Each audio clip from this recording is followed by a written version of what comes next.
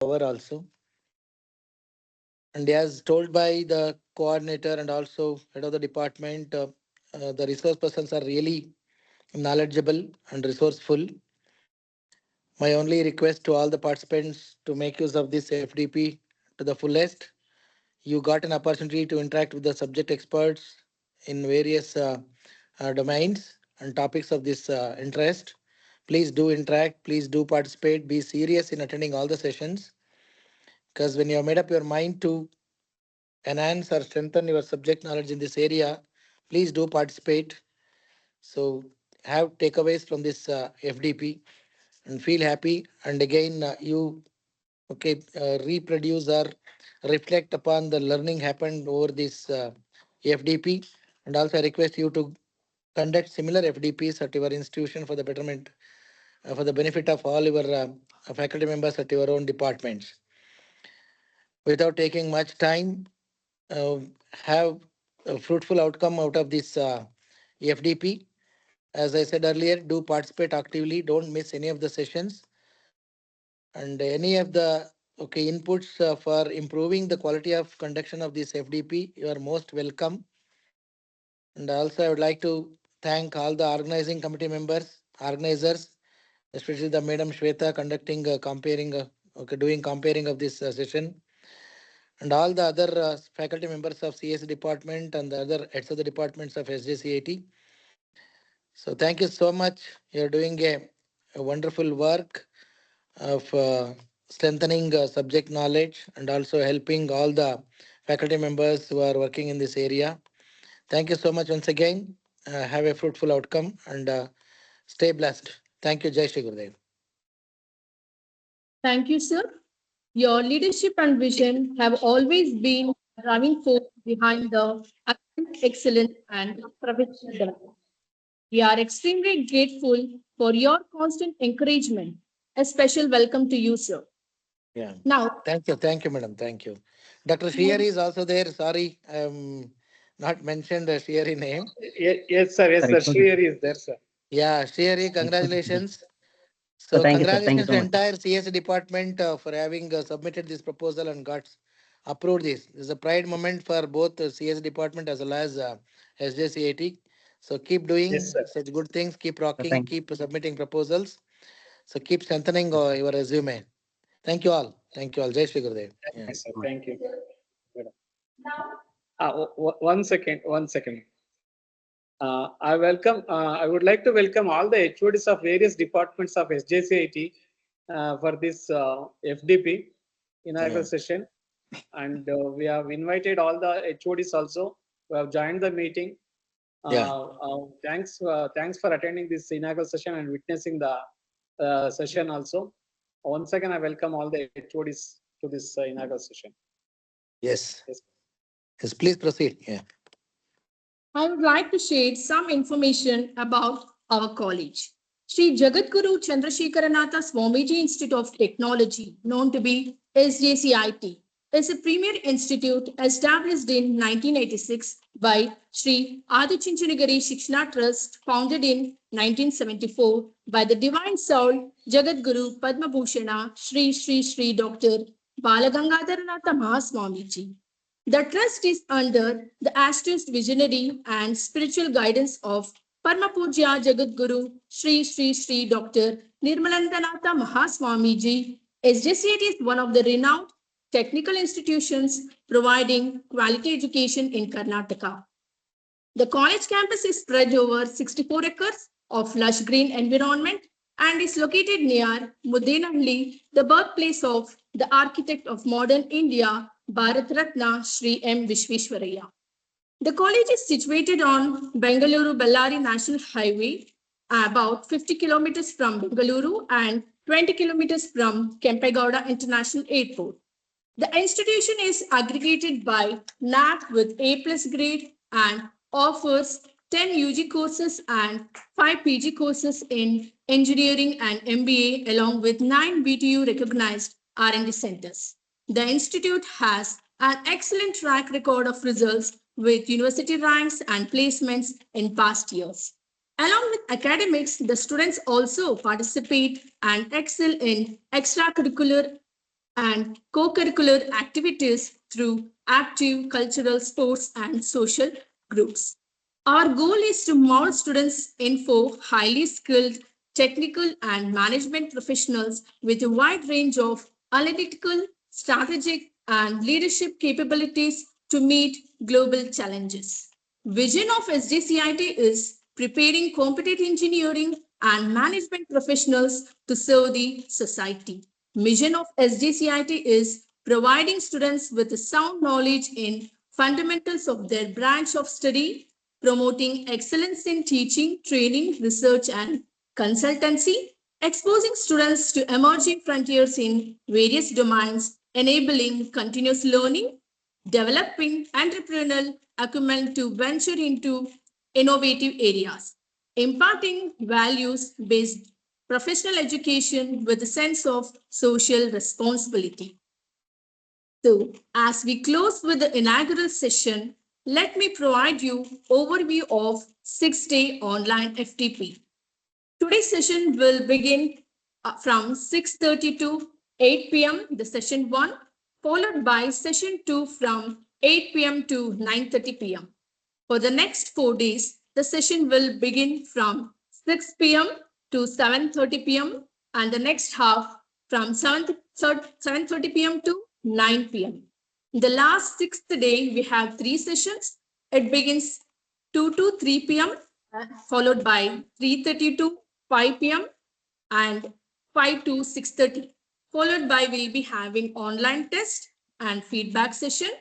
And lastly, 7:30 to 8, we have valedictory session. So participants, kindly note attendance is mandatory to qualify certificate from Atal Academy. We are confident that this FDP will provide you valuable insights and practical knowledge over the next 6 days. We are privileged to have the participants from diverse academic institutions and professional background across the country. Your valuable presence enriches this platform. I extend my sincere gratitude to management, principal, HODs, organizing team, and eminent speakers for making this FDP a reality. Their expertise and commitment will undoubtedly make this memorable and enlightening experience for all.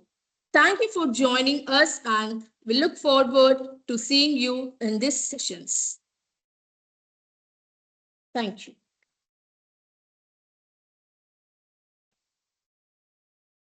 So now let us begin with the session 1 on Introduction to AI and Security by Dr. S.B. Goyal. Before that, I request Dr. Srihari MR to introduce our speaker. Over to you, sir. Jai Shri Gurudev. Good evening to one and all. Myself, Dr. Srihari MR, Associate Professor in the Department of CSE, SJCIT. It's my honor and privilege to introduce our speaker, Dr. S.B. Goyal. Dr. Shyam Bihari Goyal, commonly known as Professor Dr. S.B. Goyal, has established himself as prominent figure in the field of computer science and engineering, holding a PhD from Bansali University, Rajasthan, India, earned in 2012. Dr. Goyal has over 2 decades of extensive professional expertise.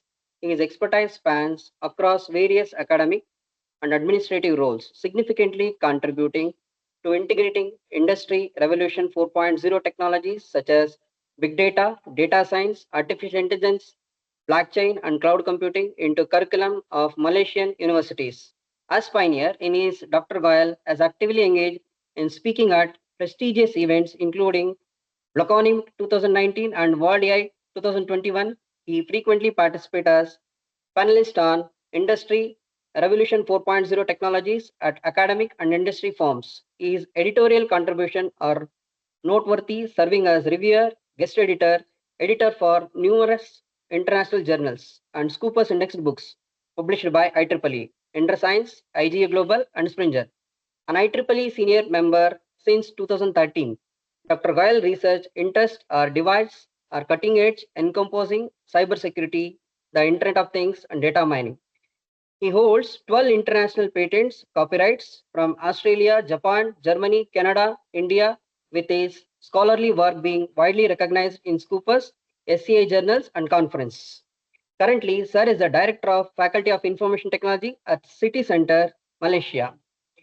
Under his leadership, the faculty has been remarkable growth, excellence acknowledged with multiple academic excellence awards at national and international levels. Sir is also an IBM Mastermind Certificate faculty since 2013.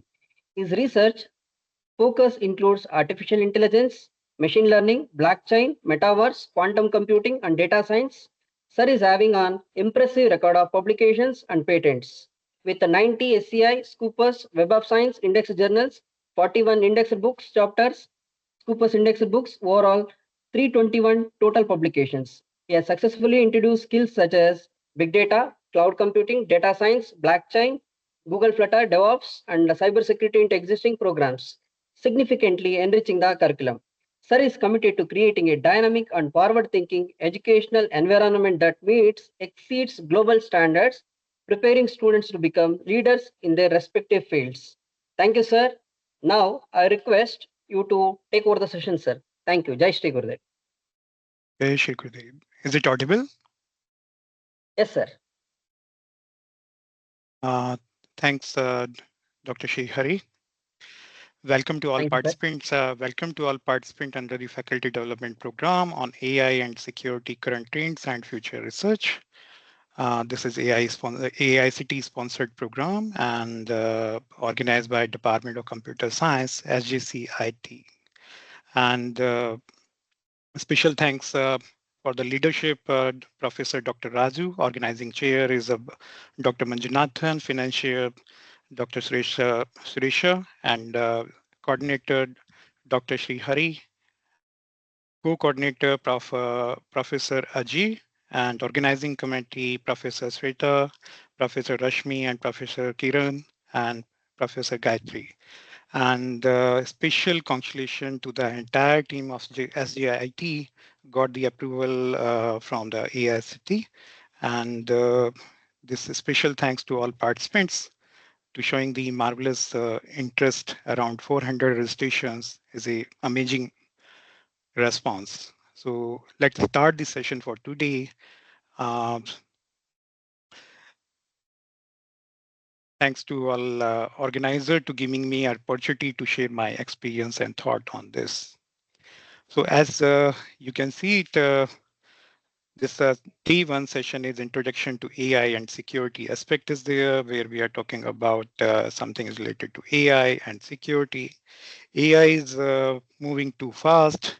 Whatever is the AI technology is available, every 6 months it's become double in terms of feature capability point of view. We are expecting that recently there is a quotation quotation is given by Sundar Pichai that there is a new area is developing that's called quantum AI. And they have given the experimental terms of what is quantum AI. A normal computer can compute in 25 years. Same thing can be computed with the help of quantum AI, just only 5 minutes. A normal computer is taking 25 years. We can do the same computation within just 5 minutes. That's the capability of AI. How this AI and security are associated to each other. AI have the capability to predict what type of attack is possible. It may be we are talking about security, or it may be talking about cyber security, that AI have the capability to predict well in advance. Whatever is a normal man can do it, the all predictions in entire life, AI can do it, that prediction within minutes or sometime within seconds. So let's talk about some interesting facts about AI growth is unprecedented. Every 6 months has become double.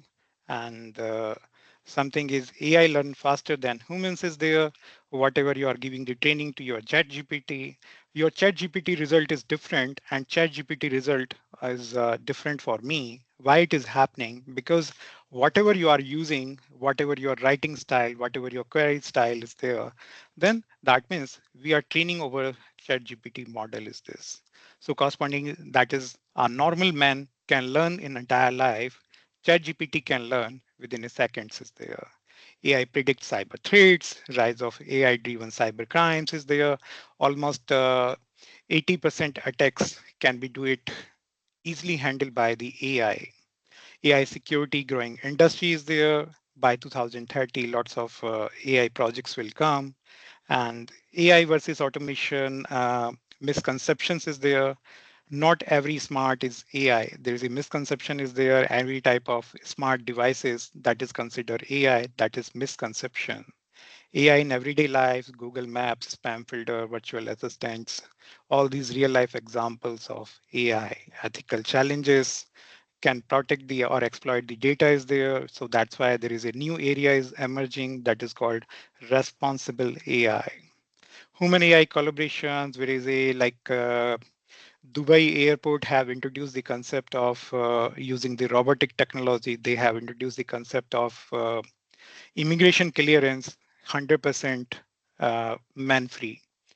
Previously, there was 22 counters is there for the immigration point of view. Now is just only man-operated 4 counter.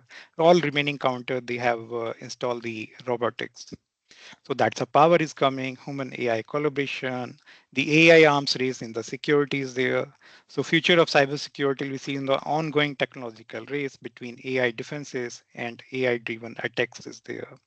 With the AI, we need to defense. With the AI, we need to attack. So that's a both side is going on that race.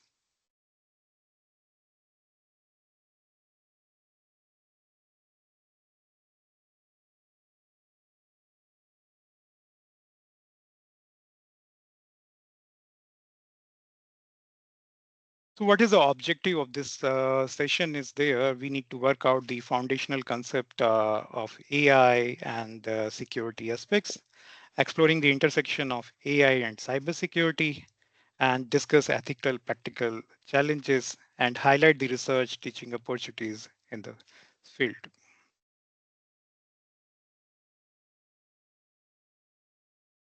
From that point of view, you can analyze it and see something is about AI. Generalized definition is there, development of system capability of performing tasks that typically require human intelligence, such as problem solving, learning, and decision making. You can say something, storage access process. Storage access process step, but that accessibility have data analytics and processing means have the capability to take action and decision together. So we have the different areas under the artificial intelligence, machine learning, natural language processing, computer vision. All those things need to explore it. And overall analysis, we can say it, reduce the human error, optimize the operations, address complex problem at particular scaling point of view. So that's why a number of projects is there, which is called AlphaGo demonstrated AI's capability to surpass human cognitive in highly strategical context. Tesla autopilot car is there. So different options are available. So for the just understanding, take a quick view about what is AI. AI applies advanced analysis, logic-based techniques to interpret events and support automate decisions and actions. So fundamentally, what we are calling is advanced analysis. Logic-based techniques is there, which can provide the particularly automatically take decision and actions together. Like realistic example, you are very used to with Google Maps. In Google Map, imagine you are driving an unfamiliar location, then you are using Google Map, then system have the capability route optimization, predictive analysis to find if it is a traffic jam, then it will be divert to another route is there. Learning from the data is there, it providing the capabilities there is the toll-free route or with toll. So corresponding can get the time calculation and money calculation in that sense. As well as it demonstrates the data processing, decision making, and learning. That's one basic example of Google Map. Let's take another example when we are talking about Siri Assistant, where is a Siri, Alexa, Google Assistant. Even when we are talking about advancement of AI, then virtual assistant is not counted as a core AI. But from the learning point of view, it used the concept of speech recognition, it used the concept of natural language processing, it asking the particular text questions is there and giving the particular answer, what's the weather today. Data retrieval aspect is there, speech synthesis. So overall, here we are combining the listening, understanding, responding capability together. Another aspect, like we are very used to all of us using AI in terms of indirect way. You are using Google account, you are using any type of Yahoo account is there, and email spam filter is there. Where is a unknown emails, you are receiving hundreds of email daily, and inbox automatically filter some email and this goes to under the spam or junk folder is there. That's the entire process of AI. So here you are learning from data, whereas the AI spam filter analyze the millions of email to learn pattern that indicate particular type of spam. It use the concept of data classification, whereas a data classified, it goes to in inbox or it goes to in spam folder is there. So that's a continuous improvement is going on. You can do it, learning is there, you add particular address. Now this particular email not goes in spam folder, it goes in the not spam folder is there. So that's a learning data is there. So that's very important thing is there. AI have the capability to learn based on your feedback is there. So you are providing the feedback, you say this is not a spam, so next time it will not come goes in your spam folder is there. So AI have the capability to analyze pattern, classify data, learn from the user feedback. So this is a some scenarios there. Let's take another one example which look AI, but it's not AI. Like something you can talk about automated washing machines is there. When we are taking automated washing machines, which detect the load size, type of fabric, and adjust water level, spin speed, and wash cycle automatically. It's look like AI, but technically it is not AI. Why? It feels like AI. It have the capability for the intelligent because it adapt based on the load and fabric type is there. System have the capability to predict what type of fabric, then system can take decision and optimize the particular wash automatically. But it's not AI. Why? It is not AI. It's a pre-programmed logic and sensor adjustment is there. So that's why there is no learning. Like in the last example, we are talking about email spam. Here you are saying spam or not spam, you have add particular email in your list, then correspondingly next time it will not goes under your not spam. But here there is no condition is there. System don't have the capability to learn automatically. So this is an indication that this is not an example of AI. Let's take some input process output condition framework for AI system with some realistic examples. There is a AI you can apply process output and conditions like images of object is there, any type of images which can classify based on like cat, dog. So here you can use it deep learning concept or CNN concept is there. But what is the condition is there? Conditions is giving like validations is there. Your input is valid or not. That's a validation condition is provided. Sufficient lighting, clear images, and you are able to train the model is there. That's a condition is there. Then correspondingly you get appropriate output is there. Similarly, something is about natural language processing, but it's required some text queries is there, answer or particular response, like what's the temperature today, then Siri can give processes there. So that's the simplest example of natural language processing, but here have the capability, accurate language model, context understanding. Any type of sensor data which analyze the machine learning algorithm, anomaly detections, that quite possible. That is proper calibration of sensors, defined threshold is there. You have given like in your any type of sensor which particular temperature is goes up or down, then correspondingly what action you want to do it in your furnace, that is a possibility here. Customer review sentimental analysis algorithm, which have the positive negative sentiments, large enough data sets, correct pre-processing is there. Like someone is posting, writing some statement on Facebook, then correspondingly we can apply sentimental analysis algorithm and we can say this is something is positive or negative sentiments. Voice commands, speech recognition, and NLP work together to play particular type of music on Facebook. Medical images or transaction logs or traffic data is there. So correspondingly, we have talked about, there is another area is emerging, which is called generative AI nowadays. And generative AI have the capability, it can access your Google Drive. You can give the instruction on your Google Drive to your generative AI, ChatGPT, you can give the instruction. It can goes in your Google Drive. You can suppose you give the instruction is that I want to start my property business and I want to deal with the residential properties. I want to deal in what type of community is there. Property prices is around something 1 CR to 2 CR and it's a residential, it's a low rise building or high rise building. You give some specification and then corresponding, you give the instruction, make one small website preparation, find some best picture from your Google Drive, and ChatGPT can access particular entirely. He can do the investigation of your Google Drive and find the best picture based on your instruction directions is there. So that means generative AI is giving the capability, system can work like an employee and it can give the response like an employee. So transaction logs, traffic data is there.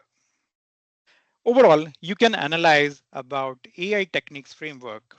When we are talking about this framework, there is a mathematical reasoning is required, which is probabilistic reasoning is there, which is cover mathematical aspect of machine learning, predictive modeling, deep learning, Bayesian nets, decision tree, fuzzy logic, as well as when we are talking about computational logic, so you can identify all type of fuzzy aspect is there, a neural network point of view, rule-based system, logic programming, heuristic technique, case-based reasoning, and logical interferencing.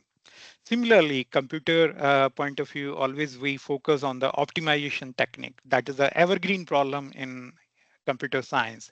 Efficiency, effectiveness, and optimization, evergreen problem in terms of research. Constraint satisfaction, constraint-based reasoning is there, linear programming, and quadratic programming, genetic algorithm. And the bottom of all, which use the concept of probabilistic reasoning, computational logic, and optimization technique, always use the concept of natural language processing. You can apply on knowledge representation. You can apply on agent-based computing, uh, as well as in computer vision, which use the all concepts of this probabilistic computational logic and optimization technique, NLP, KPR, and agent-based. So overall, system become smart process automation and smart robotic system. Entire when you include all these things together, then correspondingly your system called smart process automation as well as smart robotic system. So smart means have all those capabilities together and that's a level of smartness can be increased or decreased what type of features we are using at a time.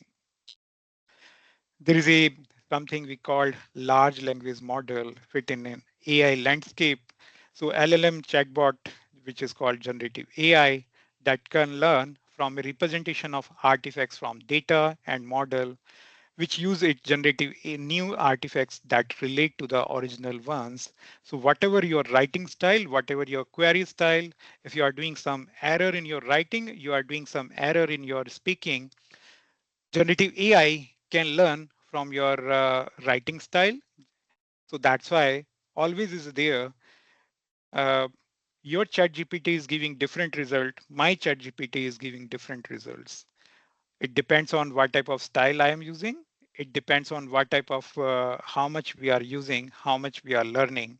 So generative AI is doing the updation in that sense. So there is a foundation model. In this foundation model, there is a concept which is called large language model, where have the capability like Lambda by Google, BERT by Google, or Ernie by Baidu, ChatGPT by OpenAI. So correspondingly have different capabilities is there. As well as on the conversational ChatGPT, where you can use about uh, not only text, you can do some voice-based text is there. So ChatGPT as well as OpenAI is providing Bard. So you can upload anything in terms of the audio also. Let's talk about security. When we are talking about the security, always is a misconception is there. What is security and what is cyber security is there. Let's start with the security referred to safeguarding the data. Fundamentally, like just for simplicity understanding about like outside you put some security guard and that security guard is protecting unauthorized person or restricted person is not allowed to enter in the office. So something security referred to safeguarding data, system, network. What type of restriction, malicious activity, unauthorized access, or any type of breaches is there. So in security, we have different key areas, which is called information security and network security, or we called it cyber security altogether. So fundamentally, information security, network security is come under category of broadly security aspects, and another category is there about cyber security. Let's see in the next slide what is the meaning of this security and how it is differentiate from the cyber security. So overall, these examples indicate that underline how failures in different security domain can lead to significant financial losses, reputational damages, even national security threats. Effective security stages are not optional, but it's essential for every country. Let's see some fundamental aspects of security and cyber security aspect is there. When we're talking about security and cyber security in terms of definition, you can identify protection of physical and digital asset from the threats. But when we are talking about cyber security, this indicates that protection of digital systems, networks, data from cyber threats. In terms of coverage, in terms of scope, cover physical security, building personal equipment, information security, like server room physical securities come under category of securities there. But inside the server room, you are able to access particular type of data that should be can come under cyber security.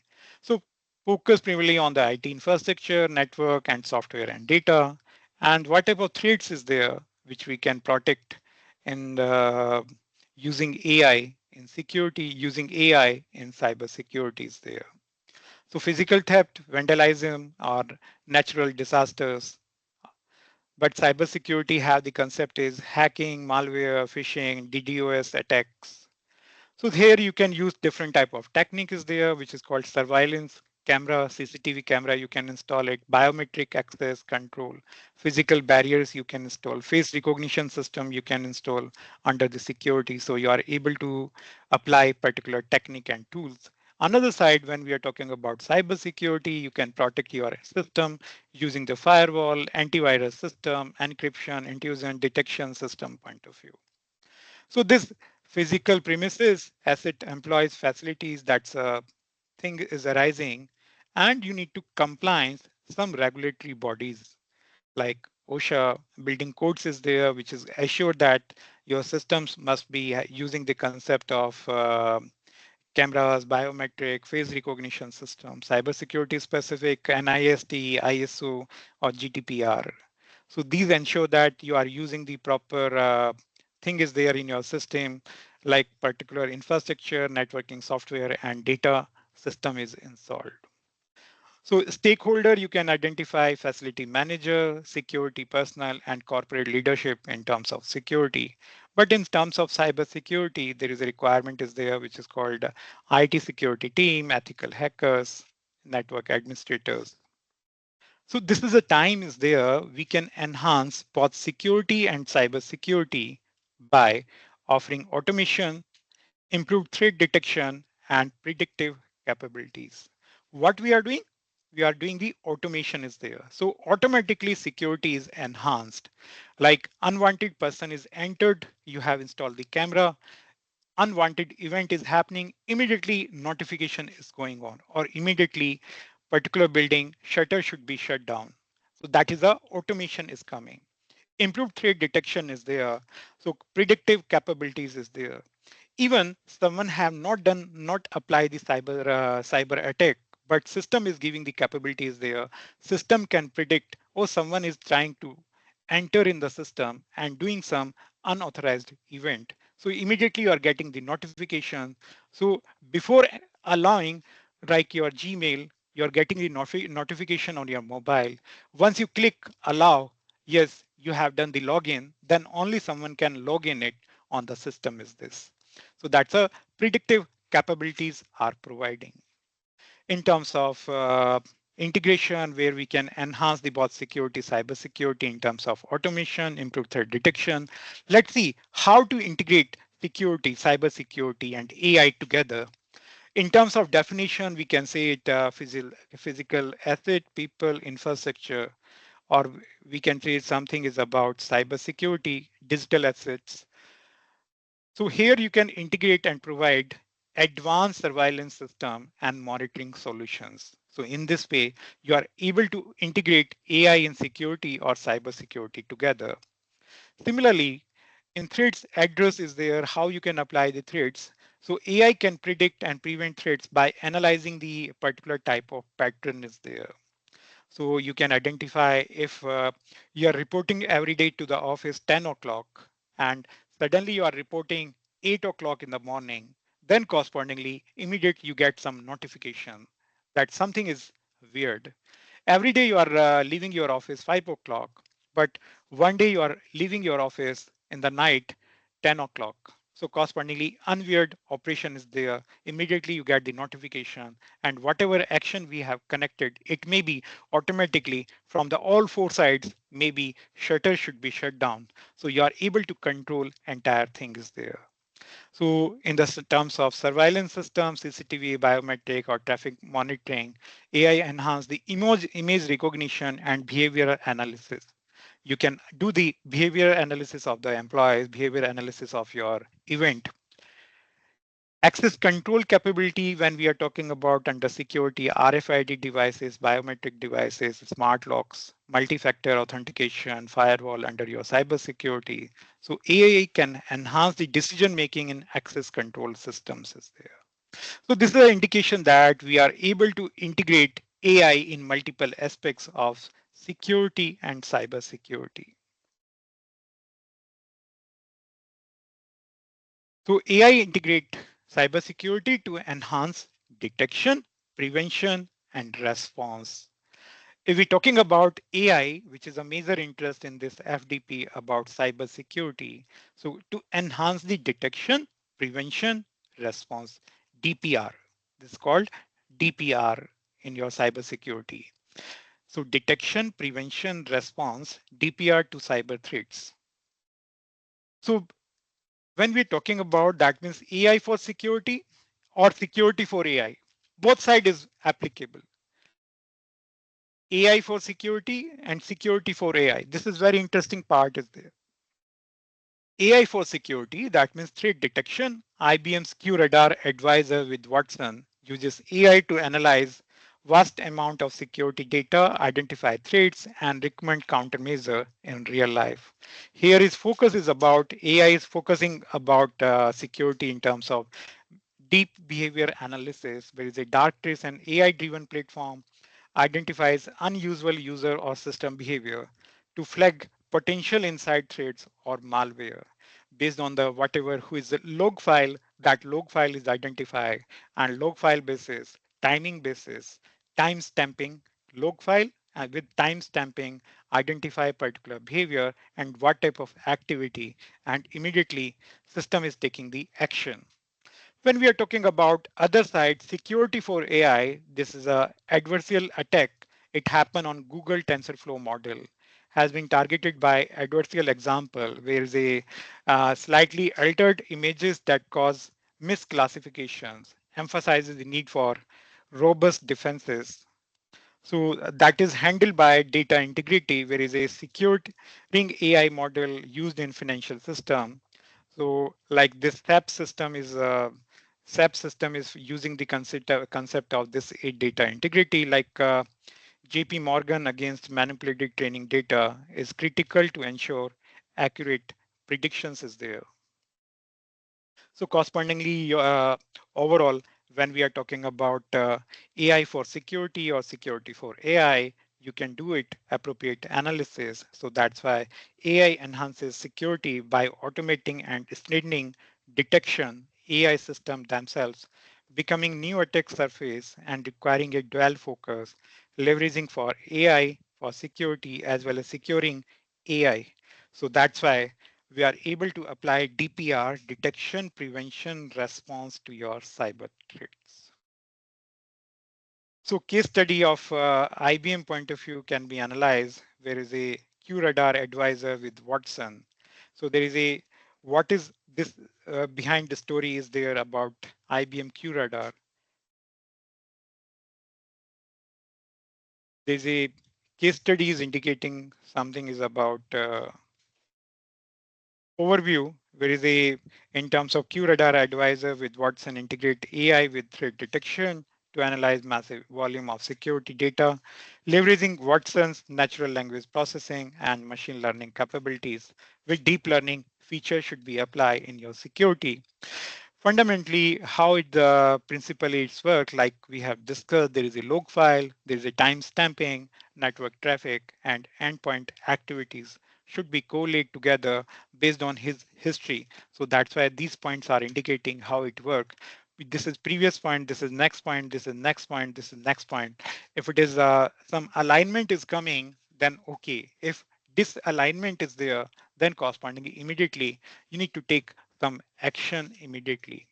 What do you mean by alignment? Alignment is just indicating that if you are doing the similar type of activity that is permissible, but you are doing some unwanted behavior is there, like you are downloading entire Google Drive data from your system. Like some employee have the intention to move from one organization to another organization. That maybe he has some intention is there to collect the entire data from the Google Drive, and maybe he or she is thinking about move to another organization. That's a behavior detection can be do it based on that. If particular organization using the concept OAI, then the server room, they get the notification, Mr. X is doing this thing on the system. So that's why a number of organization nowadays is using the uh, Gmail, and which is using the official email ID, but that official email ID have the capability to do it behavior analysis. But unfortunately, 99% organizations are not able to utilize this feature. Real world application which have the financial institution detect unusual login activity across multiple branches. So that's why if someone you are logging from outside India, right now you are in India, but suddenly someone is logging other country, you're getting the notifications is there. Even you are traveling to other country, still you get the notification, unusual activities going on. So that's why I identify as a part of brute force attack and recommended immediate IP address blocking. So that's a system we can do it. What's the impact is coming? Impact in terms of speed, precision, and scalability point of view. And overall learning is there in from this case study. AI enhance the speed, accuracy of the threat detection, helping organization and respond proactivities there. Ultimately in the system, what is more important? Efficiency, effectiveness, and performance is more important.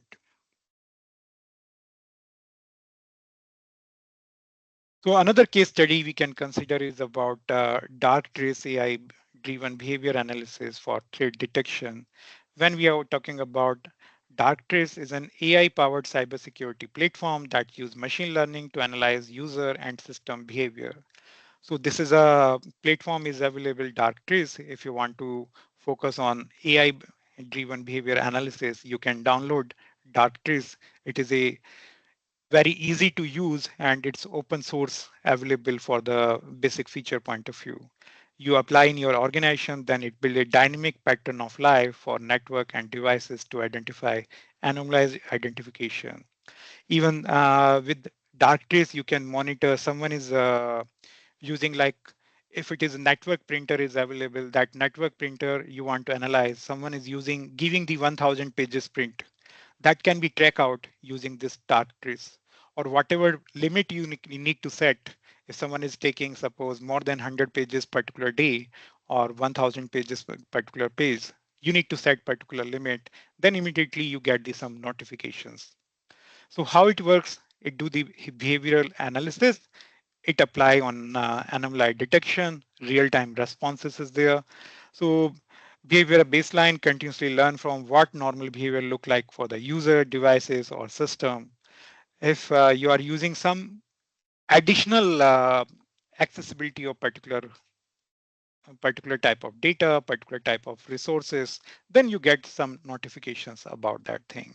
So real world application point of view, there is a case study, multinational company detect abnormal file access by an employee late at night. Someone is using late night accessibility, 1 o'clock, 2 o'clock. So Darktrace identify the behavior as an insider attempting to steal proprietary data is there. That means this employee is stealing some data is there. Platform anonymously blocked the data transfer and preventing a potential breach.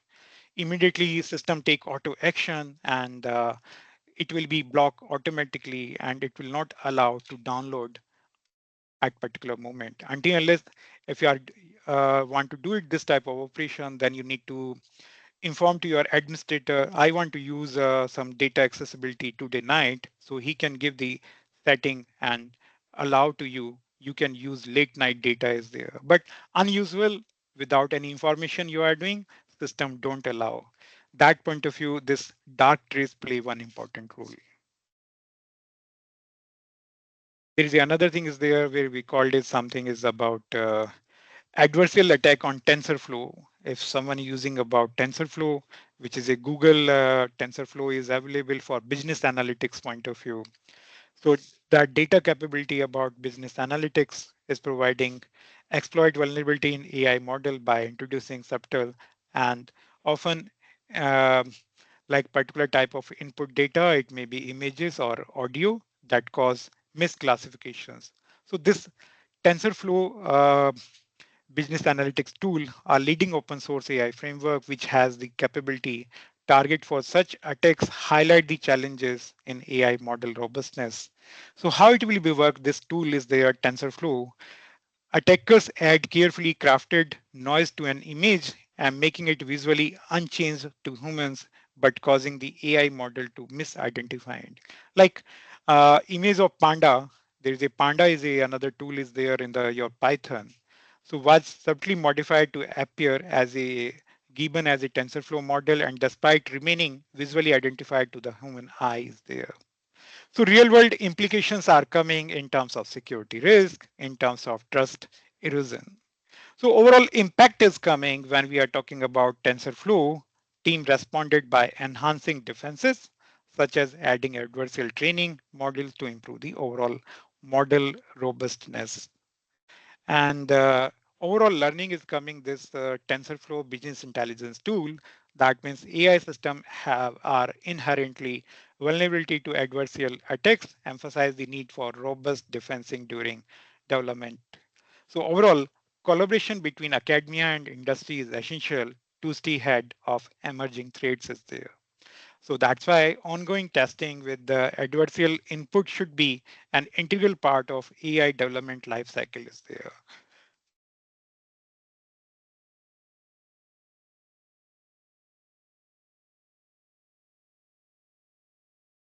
So you can see something is data integrity in financial AI institutions is there. Like JP Morgan is the best company who is providing the tax calculation services for number of countries, and they are handling the entire income tax and other departments together. So a leader in financial innovation, which is leverages the AI for predictive uh, analytics in area like fraud detection, credit risk assessment, or algorithm trading. So these models depend on high quality securing training data to ensure accurate predictions is like SEBI. If particular day, particular someone is doing the unusual sharing buy, you are buying particular companies. Previously, there is no history. From last 6 months, you are not buying any shares on your demat account, but suddenly you are buying particular unusual activity. In last 6 months, you have done zero transaction, but today you are doing 10 lakh crore transactions is there. So correspondingly, unusual thing is there. That unusual thing immediately identify. So that's why SEBI have implement some rule at a time you can't buy more than particular number of shares. So that's they put some capabilities there. To threat to data integrity, which is a data poisoning, attackers can inject malicious data into training data set and causing AI model to make inaccurate predictions. So that's why you are buying it, giving some predictions that particular this Hindustan Lever share will be increased or Reliance share will be increased, but it's not actual predictions. So corresponding, that's called inserting the false credit profiles to skew loan approval models is there. So like in 2019, financial institution, including JP Morgan, reported increased attempts to tamper with data set through phishing or another threats impact is there. So response by the JP Morgan, which focus on data validation system, AI security enhancement, and blockchain for data provenance is there. So that's why blockchain play one important role from 2019 onwards, especially in the financial aspects is there. What's the overall impact is coming? There is an impact is coming, enhanced predictive accuracy, improved the trust is there, and industry leadership by the JP Morgan is captured. And here you are applying securing training data as well as something collaboration with cybersecurity team is essential to safeguard data pipelines. So innovations is started with the blockchain can play a pivotal role in ensuring data integrity. Blockchain technology is providing the zero temper knowledge is there. Zero temper uh, principle should be applied using the blockchain technology. So that's why under this AI, security and blockchain play important role.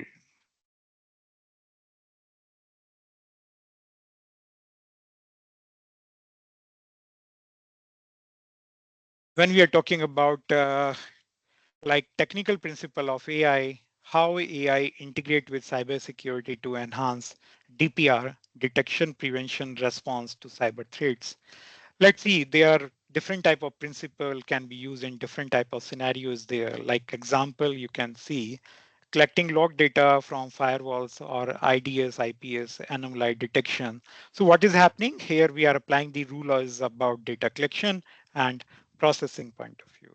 So you need to consider network logs, user activity, and threat report.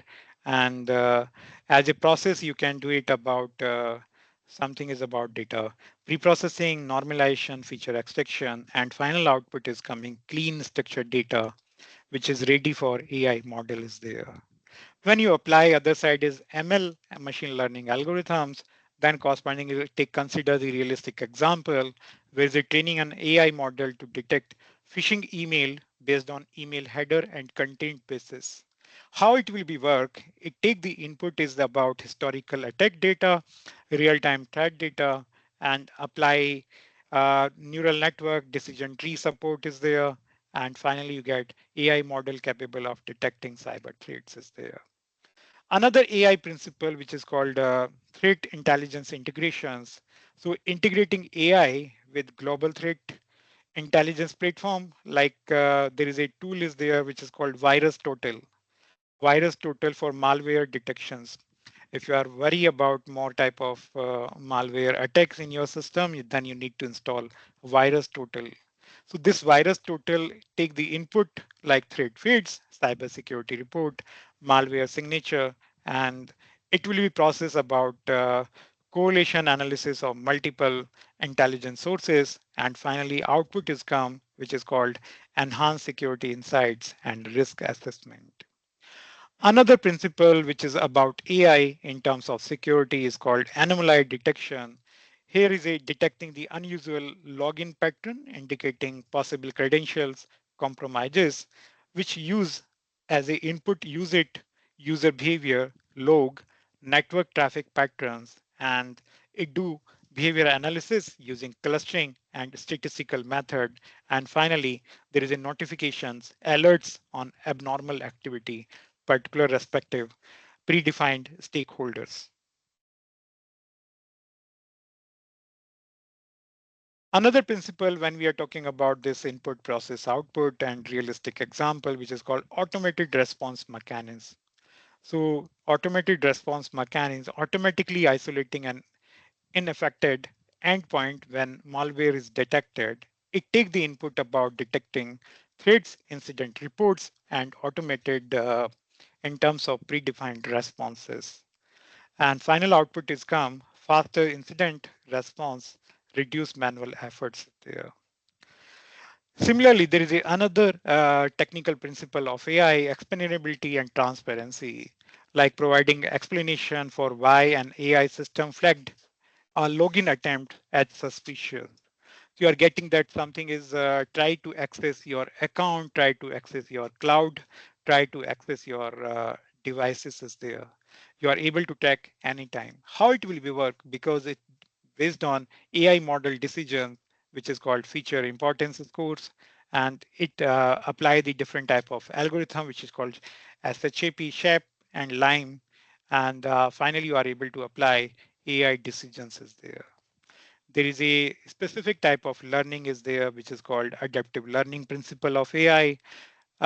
Here you can adjusting the detection, adjusting detection threshold based on emerging attack pattern is there. You apply particular type of threshold value.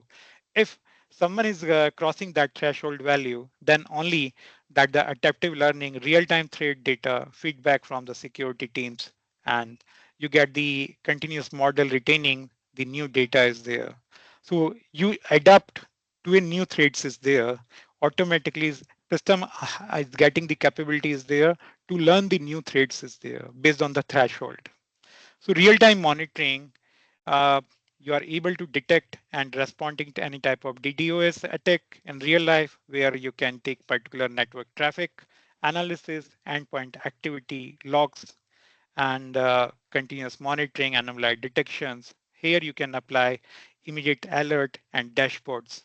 So that's why like BI tools is providing type of particular type of dashboard. So you correspondingly anomaly detection is happening. You need to monitor 24/7 is your dashboard and take auto actions is there.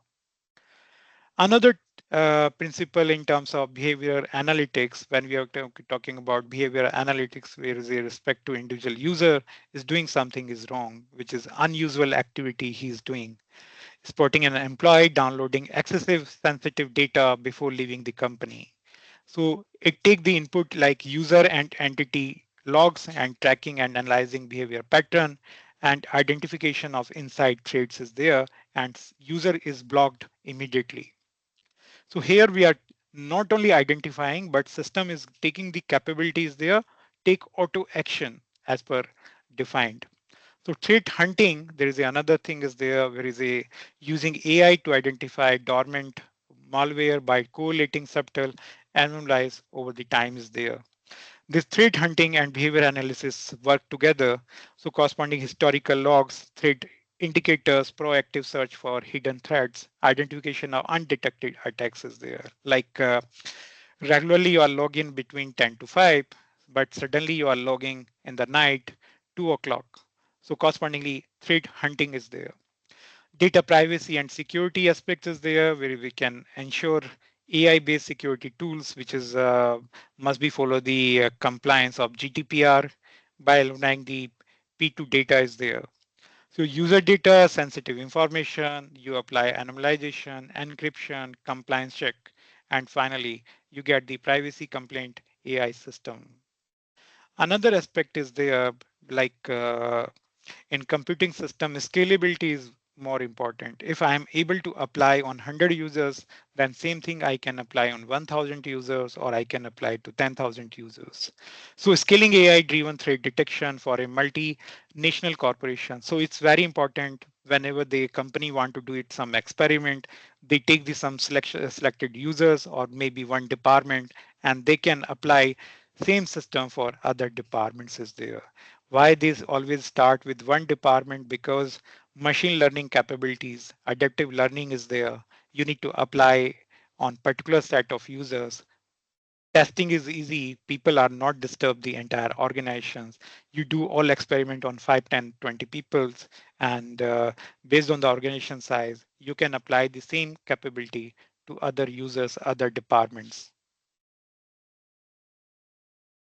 There is another principle with respect to AI integrating with existing security infrastructure. So here is AI-driven anomaly detection with existing SIEM policies is there. So SIEM firewall log EDR outputs, and finally you get undefined security ecosystem is there. So compliance automation, deception technology you need to apply.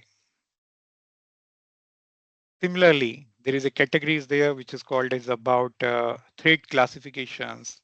So you apply malware samples, network traffic, and here you are able to do it like classifications of email, spam, phishing, or legitimate using the AI is there. So email, particular email goes to under your spam folder or non-spam folder. That is take input, this process, that process use the concept of NLP, CNN, and finally, you take decision, this is a spam email or non-spam. There is another category which called performance optimization, where is a optimizing AI-based intrusion detection to minimize false positive and reduce latency point of view. Here, when we are talking about performance optimization, you need to provide the all resources. What are the resources is there? There is a data is there, network is there. So correspondingly that network, data, and physical resources. So resource utilization data and processing metrics should be applied. And finally, you get the output is there. Efficient AI performance with minimal latency time is there. After this, there is a next thing is there we called is AI in cybersecurity, and you need to define your direction, which must be minimize your disruption and manage your risk and harness of the value of the AI in your system.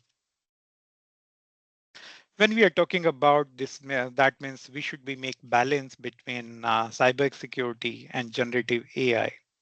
Generative AI as a ChatGPT point of view, quantifiable outcomes, improved defenses, full automation, and promises of productivity. Another side we need to identify, I'm using generative AI, but it's a value in the organization or not, cost and resources, human augmentation, new threats, quality metrics. So nowadays, particular AI models, generative AI model should be trained as per the organization. Like this is the academic organization, and this is the college level organization, is the university level organization. This is a academic university or this is a research university. So that basis, it may be different type of training is required on your generative AI model. So lots of consultants are available nowadays who is do the particular implementation in your organization. Like it gives the capability what type of assignments you want to design, what type of research proposal you can write with generative AI. That's a capability they are providing. They are uh, providing based on the requirement of the organization particular model. That particular model should be installed in your generative AI in your organization. That can be utilized by all teachers is there, all the students. So yesterday disruption is tomorrow's opportunities. Very important thing is there. Whatever is disturbing yesterday and it become the tomorrow opportunity. So AI can will transform how organization operate, including your security aspect is there. So as the challenges of AI become more apparent and AI application continue to manage, turn your focus towards. Here we need to identify right sizing AI's impact. As we are talking about right sizing AI impact, what is good for my AI? What is good for my organizations? What type of facilities we want to offer? Should I allow my students to write the answer using the chat GPT or not? Should I allow my ChatGPT to write the research proposal using the ChatGPT or not? Even writing the chat GPT is not easy task. That's why number of universities are introducing the concept of prompt engineering. That prompt engineering is not easy. Like sometimes if someone is saying that, oh, this person is writing the new research paper using the concept of chat GPT, but that chat GPT is open to everyone. Why others are not writing using chat GPT? That means here is also that particular person have done lots of uh, efforts to write a research paper using the chat GPT. That's a different thing, what is ethically right or ethically wrong. But only thing is there, like this resource is available to everyone, but how you are utilizing, are you able to take the proper work or not? So that's why you need to decide prioritizing the key area of your risk is there. What area, what type of risk you can allow in your organization. So maximizing the AI's values, you need to decide how you can utilize AI become your assistant. Anticipating the future changes is there, what type of updations are coming, so you can utilize using AI tools capabilities. So here we called is TRISM, T-R-I-S-M, T-R-I-S-M, T for trust, risk, and security management. Trust, risk, security management point of view. So AI trust security management tool, which indicate that uh, particular type of framework of control that trust enabler that provide content anomaly detection, data protection, application security, which is using about responsibilities exclusive to the builder or particular owner. What type of content anomaly detection that organization to organization will be vary.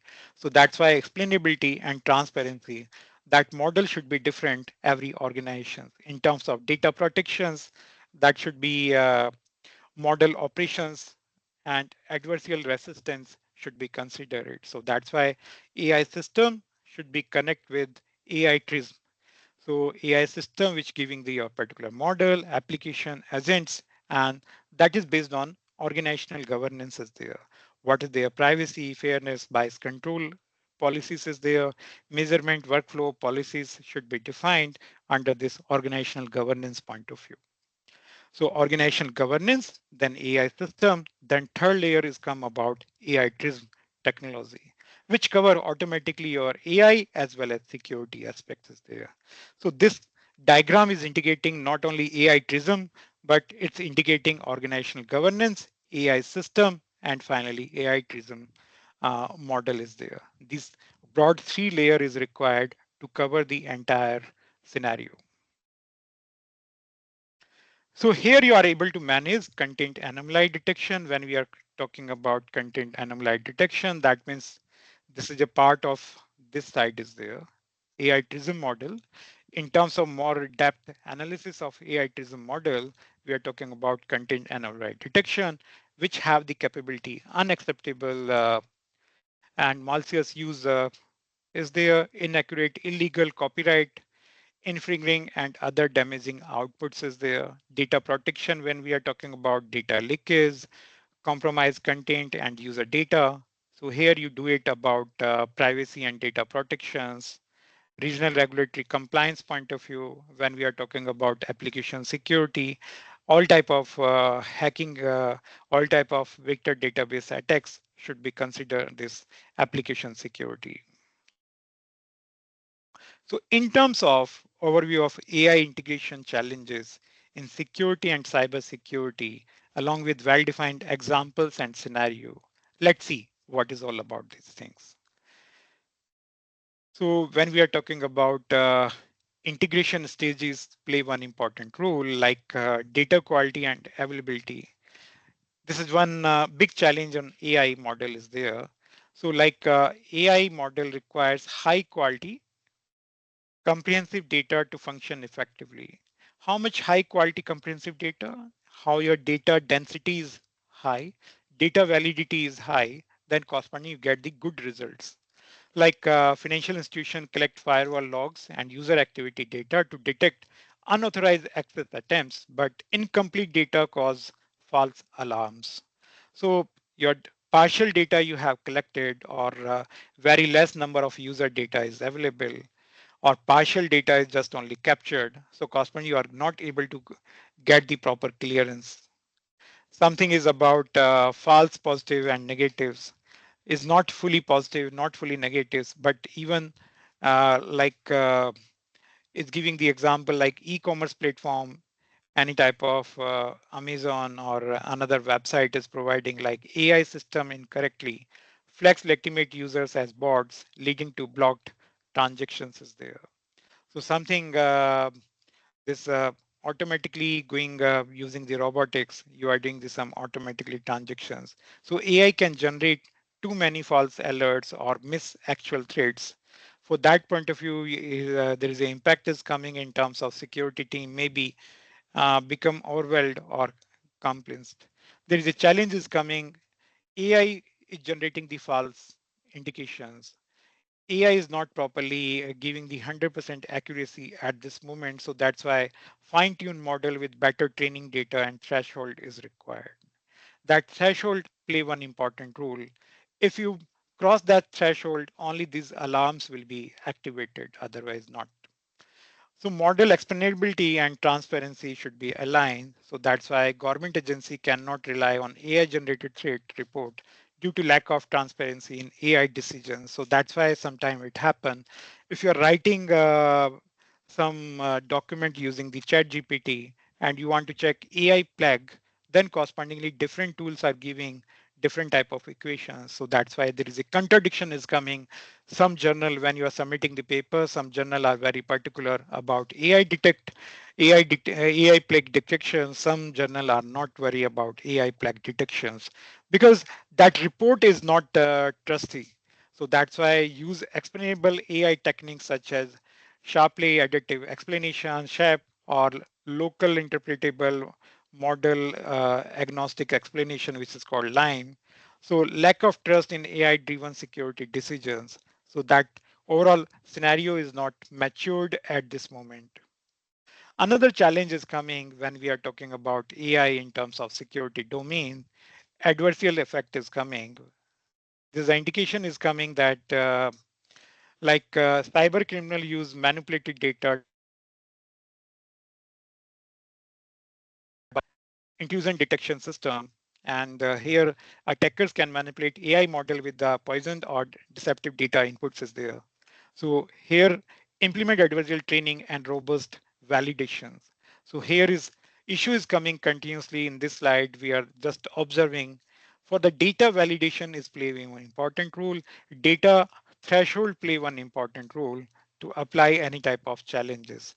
Integration with legacy system is there, like hospitals outdated security system cannot process AI threat alert effectively. For this, many organizations still rely on older security infrastructure, which does not make sense. So that's why you need to develop modular API system based on these particular type of integrations.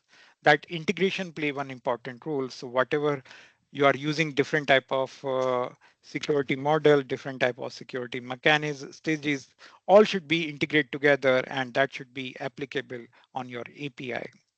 Scalability issues are coming. You are able to handle like telecom company experiences delay in detecting distributed denial of services attacks due to high data volume is there.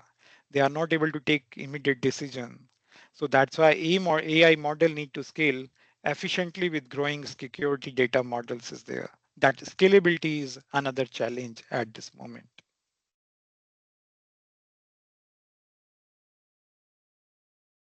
Another challenge is coming. All these we can see it, all these challenges is secure research issues is there. If any researcher want to do it security and AI together, some research issues, they can pick any challenge like which is indicating on the left side. These are the maybe a major research scenario is there you can work out.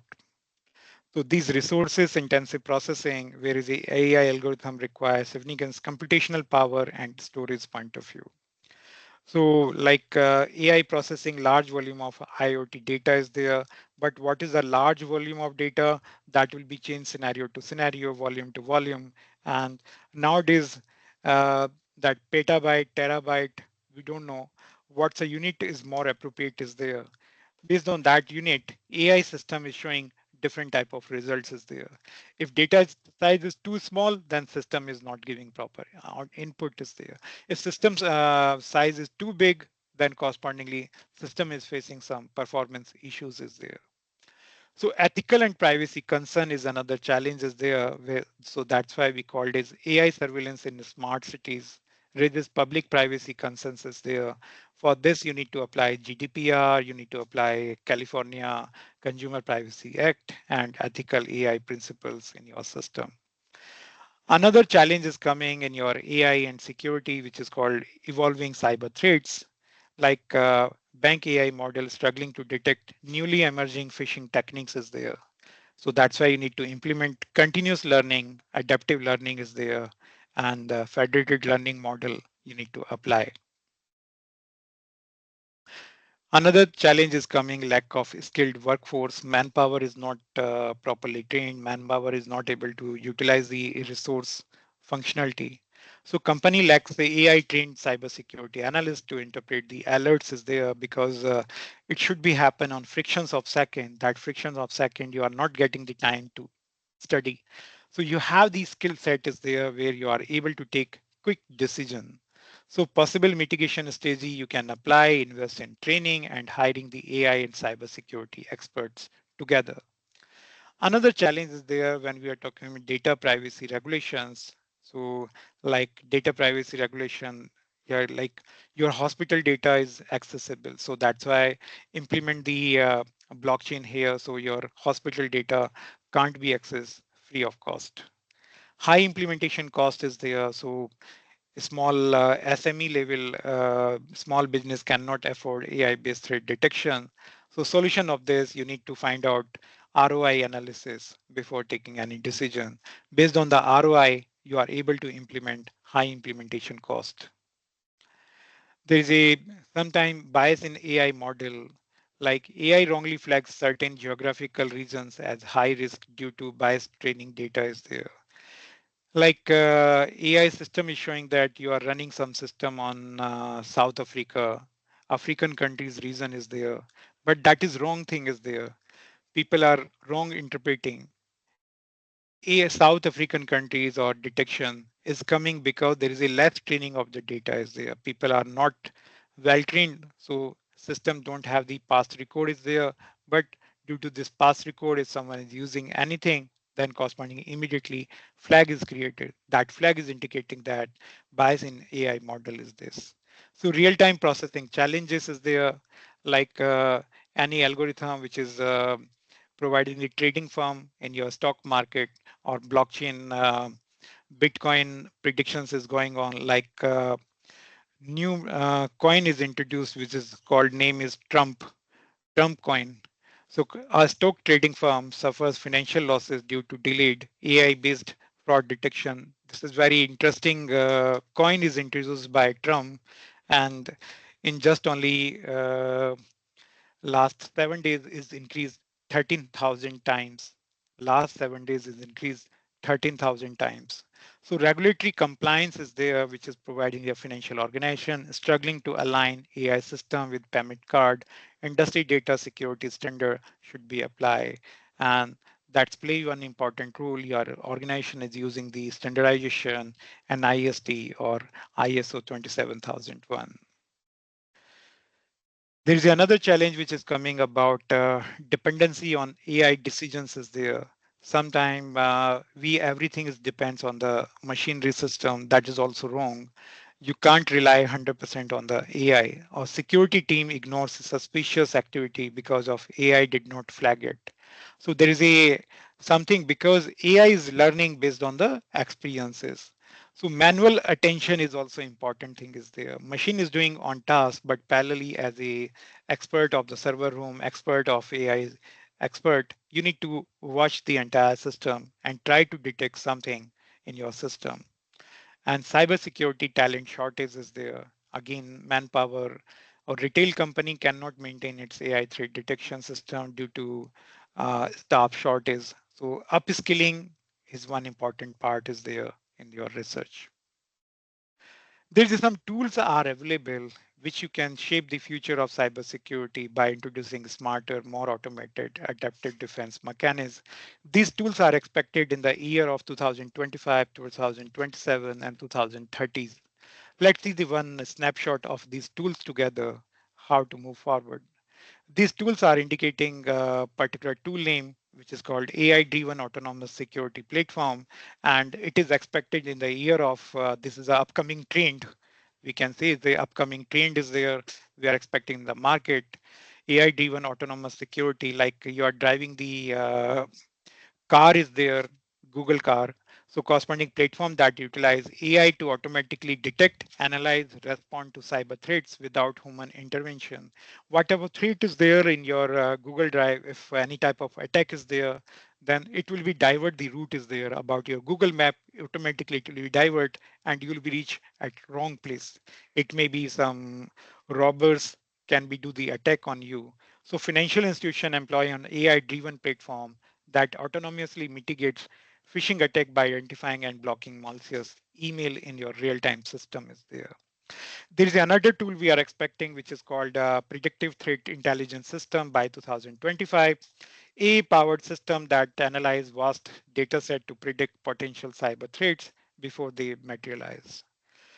So another threat is coming, which is called another tool, AI enhanced zero trust security solution that is expected during the years of 25, 27. And another tool is there, which is called explainable AI security system is there. So healthcare provider adopt the XAI tool that uh, rotationally behind the flagging the certain network activity, which can be suspicious, aiding in compliance audit.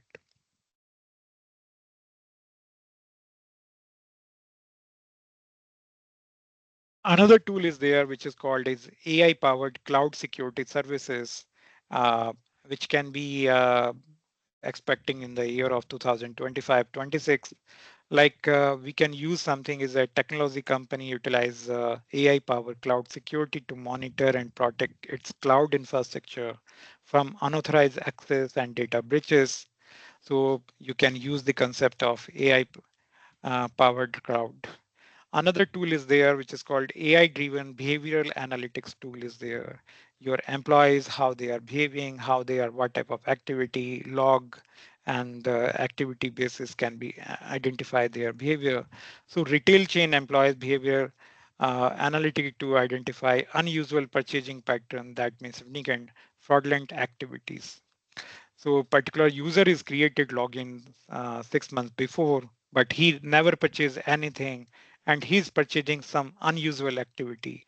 Maybe someone want to do someone murder, someone want to do some suicide. That type of activity can be identified.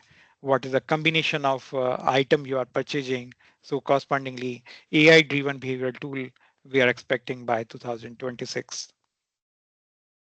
There's another thing is there, which is a tool name is adversarial AI defense mechanism. By 2026-27, there is a cybersecurity firm integrates adversarial defense mechanism to safeguard its AI-based intrusion detection system from being deceived by crafted inputs is there.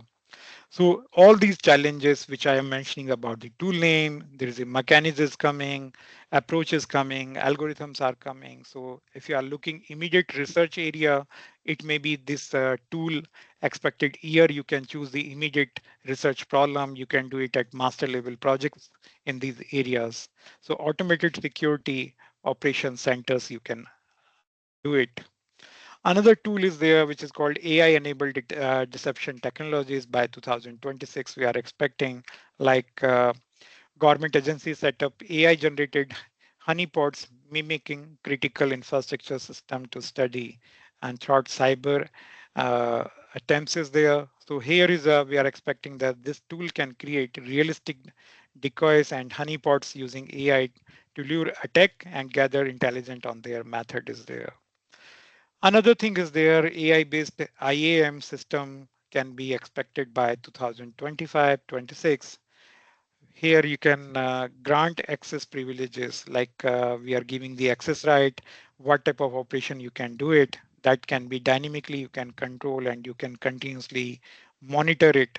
If that behavior privileges I have not given, but still he is able to do it, that something is wrong. Already some type of attack is there, that flag should be generated. So these are the expected tools is there in 2025, 26, 27, and 2030. So here we can see something is about emerging threat in AI real-time scenarios is there. Here you can identify it. So adversarial attack is there, like it major impact is happen in 2020. Where is it? Tesla autopilot hack, where the researcher tricked the system into misinterpreting speed limits by altering the road signs and demonstrating the vulnerability of AI in safety critical contexts is there. Like Google have launched driverless car is there, so that Tesla is wrong interpreted about the road signages, and because sometimes mirror image, that image have interpreted wrongly. So data poisoning, like Microsoft T incident in 2016, trolls poison the chatbots, training data and causing it to post offensive contents. Some they have some type of offensive contents is there, sexual contents is there, highlighting the dangers of unwanted data sources. Data breaches point of view, there is a something is happen in deep fish, which is AI powered phishing, where is a AI generated phishing email bypass traditional filter by mimic the natural language processing and increase the rate up to 50%. There is another thing is there which is called deepfake technology, and this is a broad fraud is happened in 2025 in UAE. Criminal use a deepfake voice to impersonate a company director, stealing $35 million, showcasing the misuse of AI for social engineering. I recall another one story about deepfake technology in the Canada is happened. Number of applicants have applied for permanent residency PR. In the year of 2021, deepfake due to this deepfake technologies, automatically system have given send the notification to number of users who are very junior and their number of scoring point is less. And due to this deepfake technology, number of around 70 to 80 users get the notification, your application is clear and now you can submit your passport. So these things happen because of this deepfake technology. So this overall analysis we can learn from these examples that threats reveal the dual use dilemma of AI, where its powerful capability can be weaponized. Proactive measures such as model robustness, ethical AI handling, and continuous monitoring are essential in your scenario.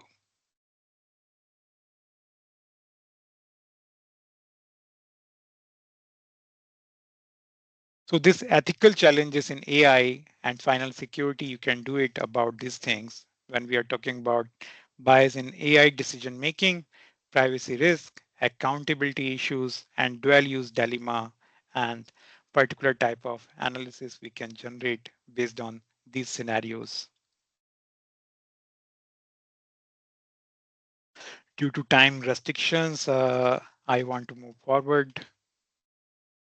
So there is a case study of Compass algorithm controversy unveiling the bias in judicial AI.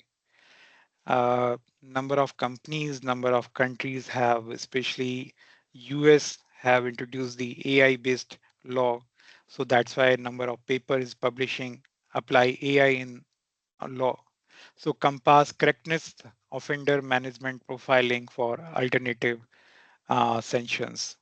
This algorithm, which assess the recidivism risk in the US judicial system, but faced criticism in 2016 for racial bias in its predictions as they are giving the different type of scenario about who are holding the citizenship of um, USA and who is holding the citizenship of Bangladeshi, Pakistan countries. So that's bias system is generated. So particular this impacts is coming where is a AI is doing. So AI just learning based on what type of input, what type of environment, what type of conditions we have generated. So overall, here we can identify the danger of unchecked AI deployment in critical societal application, which influence the development of fairness metrics, bias mitigation technique in AI research. So overall, we can see this COMPAS algorithm is providing the importance of unbiased and representative training to avoid uh, partitions, system inequalities, and collaboration with social scientists and ethics can help mitigate unintended bias in your AI system.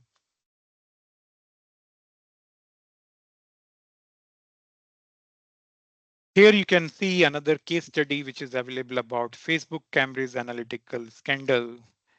This scandal is indicating that in 2018, it was revealed that Cambridge Analytics, a political consulting firm, harvested the data from millions of Facebook users without their consent. The system have accessed their Facebook personal data, and data was used to create psychographical profile and targeted political advertising, influencing electronics, influencing in 2016, where is a US presidential election and is affected.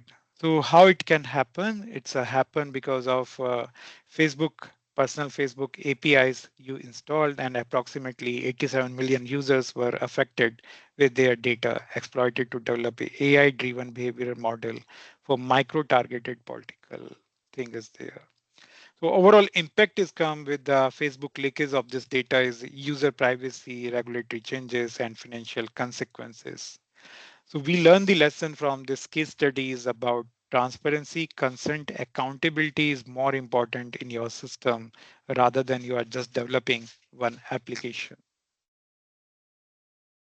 There is a Uber's autonomous vehicle fatality, like Uber is the one car facilities, the car-based application, which is available in some countries.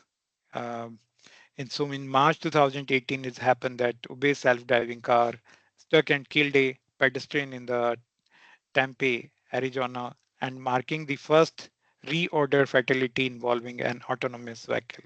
So that's why there is a delay on launching of Tesla autonomous car point of view, because something is wrong happened in 2018. So without training, without exercising. So vehicle sensor detected and pedestrian, but failed to classify her as a collision risk in time due to misconfigured emergency braking system. So these are the some challenges where we can face based on the case study. Similarly, there is another case study is available which is indicate that dual uses of dilemma, deep nude app with a misuse of generative AI and ethical challenges.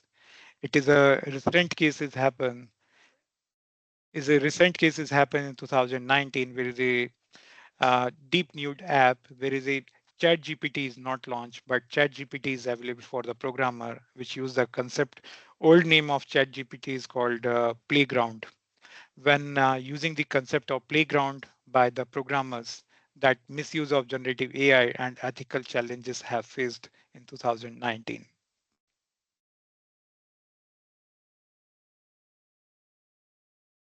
So you can learn from best practices for secure ai development. Apple differentiate privacy approach to ensure data is analyzed and secure, protecting user while enabling AI analytics can be identified. So correspondingly, you need to identify and do it. And finally, I can say Apple differentiate privacy approach balancing AI analytics and user security. So rather than we focus too much on AI or we someone is focusing too much on security, there is a requirement is there, make it balance between AI and user security. Don't be too emphasize on security, don't be too emphasize on AI, make it balance. That's play one important role. So that's why Apple employ differential privacy to analyze user data while allowing meaningful insight for AI analytics. And so that's why I introduced in 2016 this approach where we making the balance and there is a data anonymization, responsible AI design, balancing act play one important role. That's a learning of all these case studies, data anonymization, responsible AI design, and balancing act play one important role is there. So based on time gap, I want to move forward. So overall, research opportunity is available, which is a AI-driven threat detection system. Then you go for secure model training protocol, ethical AI framework, and nowadays a new concept is coming, which is called computing, quantum computing in security you can apply, and finally particular type of analysis. So these are the broad research opportunities are available. We can apply the jointly some funding projects in these areas. And let's some teaching opportunities are available in terms of AI and cybersecurity, incorporating AI in the curriculum, Stanford AI and for all program introducing. So you can access the online, like you can apply the Stanford AI curriculum in your existing teaching.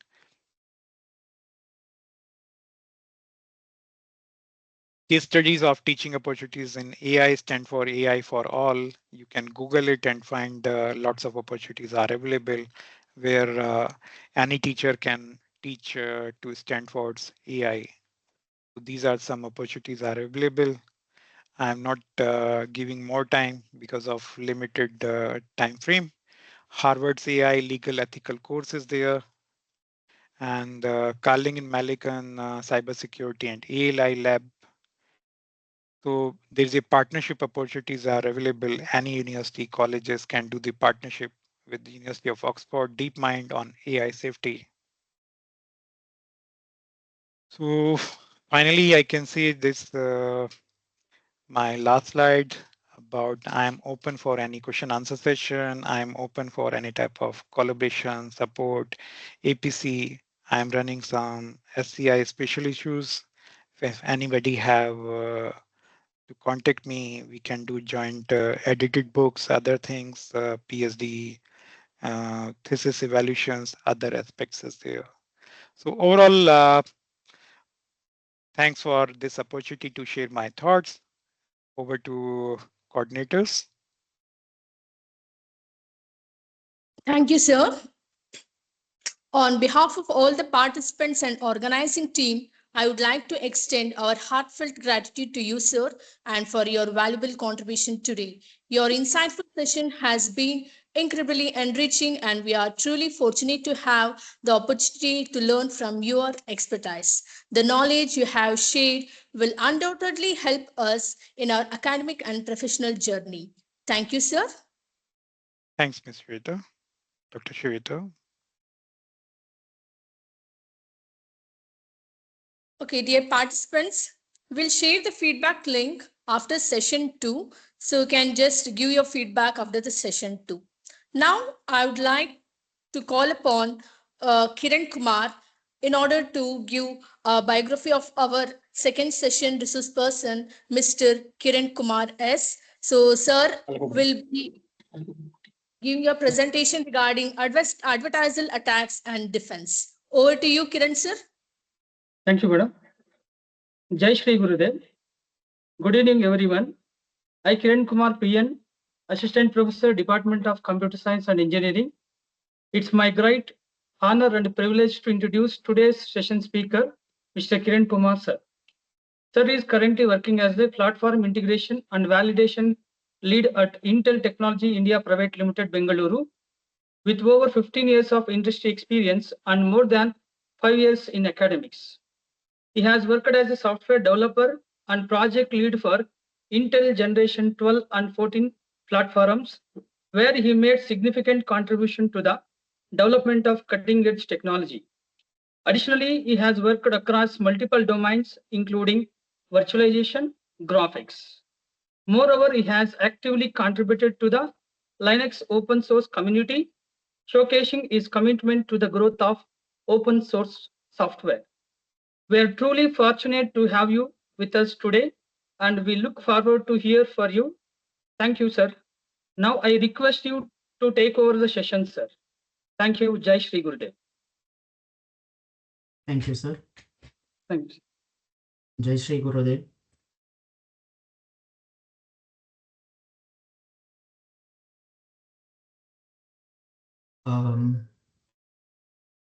Everybody able to hear me? Yeah, it's Yes, audible, sir. sir. Yes, Thank audible, you. sir. Thank you.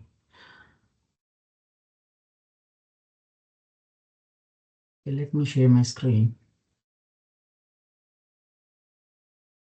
Okay, before I start my presentation, I would like to thank SJCIT management and Gurujis, as well as my dear friend and colleague Manjunath sir, and also GT Raju sir for this opportunity.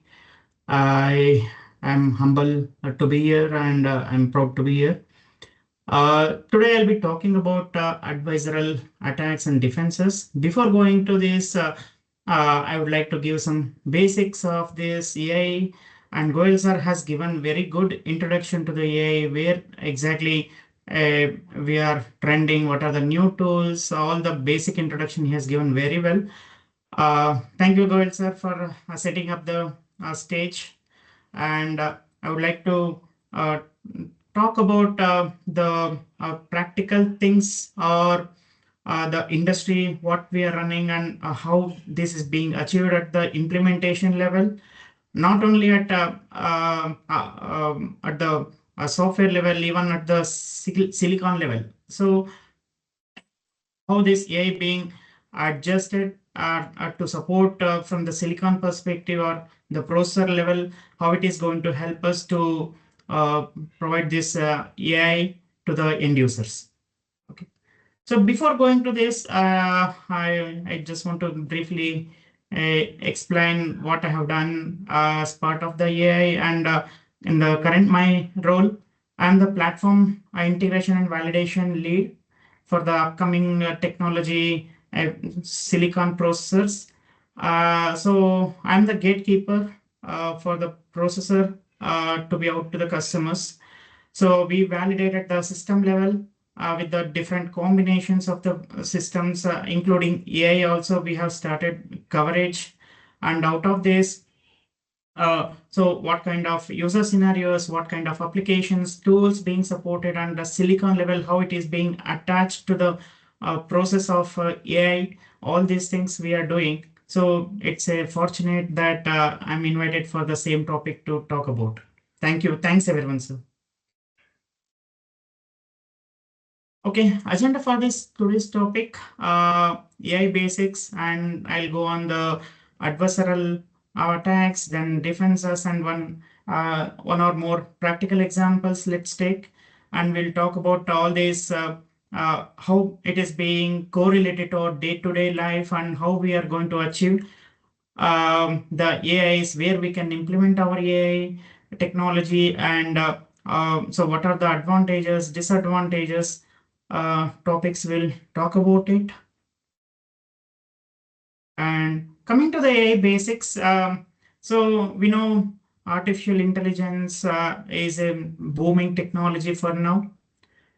We talk about everywhere now. The ChatGPT is one of the best example, where if you provide some set of instructions or the set of statements, it will articulate a story about it and give you a very good summary out of it. Say for example, if you're writing your profile, or if you're writing some in our day-to-day life in the corporate industry, we have some issues or observations, and how it is being tracked, and how it is being more addressed for the resolution, all these things we track it. So once we give this particular information to the ChatGPT or the AI application, it articulates very well. If you have not tried any of these sequence, please try it out. So you will get a very good summary out of it, and you will see a very good, the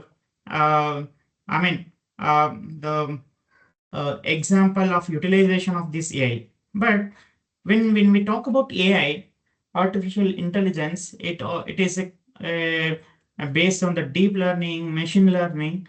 it is inherited of all those things. When we say deep learning and machine learning, we know, I mean, what exactly is the machine learning. See, as a human being, we know if, say, for example, any of objects are given to the, I mean, we see, at least we see, we feel all those things. Whenever there is particular, say for example, laptop or mouse or something is watched, we see, hey, this is a laptop, this is a desktop, this is a mobile, this is a tab, and all we can identify. But how the machine can identify whether it's a tab, laptop, phone, whatever, right? So it requires some learning. So we make the system to identify whether the given object is a laptop, phone, or mobile or anything. We need to make the machine to learn. That's where the machine learning concept has come, right? So how do we make the system to learn, right? So that is the first part. So there are certain models, so certain algorithms we have. When we say, okay, this is a particular object, so it looks like so and so. Say for example, if it is a phone, it is a handheld device, how it looks like. If it is a laptop or if it is a mouse, how it looks like. So we write an algorithm to make the machine to learn, say, to identify the object. Okay, so we train the system using the deep learning. That's where it's all collectively called as artificial intelligence. Okay, so that's what I'm trying to explain here in the deep learning. So we are training everything, and we call it as a weights, and based on the weights, multi-level weights or the single layer weights, we call it as neural networks. Based on the neural network identification, we process the input and identify the objects or whatever the intent we are supposed to do. So in this case, the modeling weights we have given and inferences, based on inferences, the system will be able to identify, okay, whether the given object is what exactly, whether it's a whatever the input that we are providing is which kind of object it will identify. So we have this the weights concept. Based on this weights concept, we have the DMA memory on the system, and the barriers, and the SRAM we have, and DPU. We have different tiles also we have in the system. I mean, when I say I'm talking about this particular section is called as a silicon supported feature. Say for example, before I go into the how it is being supported at the silicon level or the processor level, we know the CPU, the central processing unit, a variety of versions are available. I mean, latest generations are available. These generations support what kind of features and how fast it can process. Say for example, if any operations that we are doing on a regular system, so it operates this instruction at how many operations per second, right? In the AI performance, we have trillion operations to be supported, and also whatever the workload that we are providing to the system, it is supposed to be capable of handling those things.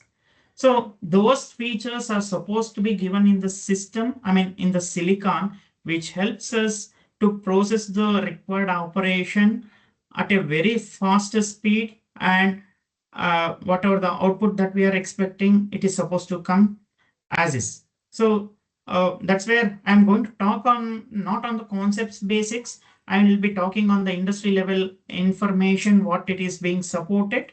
So please don't feel that I'm going to repeat the same thing what Goel sir has explained. Okay, so I'll be talking from the industry perspective. So there are several use cases, AI use cases. I'll be talking about it in the upcoming slides. And what is the roadmap given by the operating system or the OS level, ISVs, how they are supporting, and competitive landscape between the different vendors, how they are supporting, and we have OpenVINO, which is an open source technology which is supporting the AI basics. Okay. So coming to the model deployment and training, as I said, we have set of inputs followed by the algorithm, and this algorithm logic will be there. This logic we follow the process for testing, and finally we come across whether the given we train the model, and based on this we'll come to know whether the given input is what kind of object it is. So usually it follows the image processing for and sound processing. I mean the voice recognition, and in general these are the two major part of it. And once the training code is generated, we build the model. Usually there are different types of model building models are available. I mean Python based application. I mean the frameworks, architecture level. These things are available at the software level. We create a model, we deploy it, and go to the device. See, whenever we call about this, the machine learning model and training method, so we are trying to generate a model and make the system to learn to identify what it is. So one best example I would say where you can see the live example in the Vishweshwara Museum, Bangalore. So even I recently visited that. So they have a separate section for artificial intelligence. So it's a very, I mean, user friendly. When you go in front of the monitor, I mean, there is a monitor and camera. If you go and scan, it will identify whether you are a human being or whether you are having a phone. If you are showing a phone, it will show exactly it is showing as a phone. If you stand in front of the camera, it will show it is a human being. If you show something, a water bottle, it shows as a water bottle. It is recognizing what I'm saying. It shows in the real-time example. It is very useful. If you get a chance to visit the Vishweshwara Museum, you don't miss this specific section. So you'll enjoy it, and your kids also. So coming back to this, the neural networks basics, right? So our human body, how it reacts, we are using the same technology to deploy on the neural networks on the system. And we are providing the multiple inputs to form an output, and based on the weights and biases. So we get an output, we more manipulate, we synchronize whatever we are, our cells are behaving. Similar analogy we are implementing for the algorithm. This is what we call it as the neural network technology. So it is widely used in the frameworks, what we are going to use in the AI.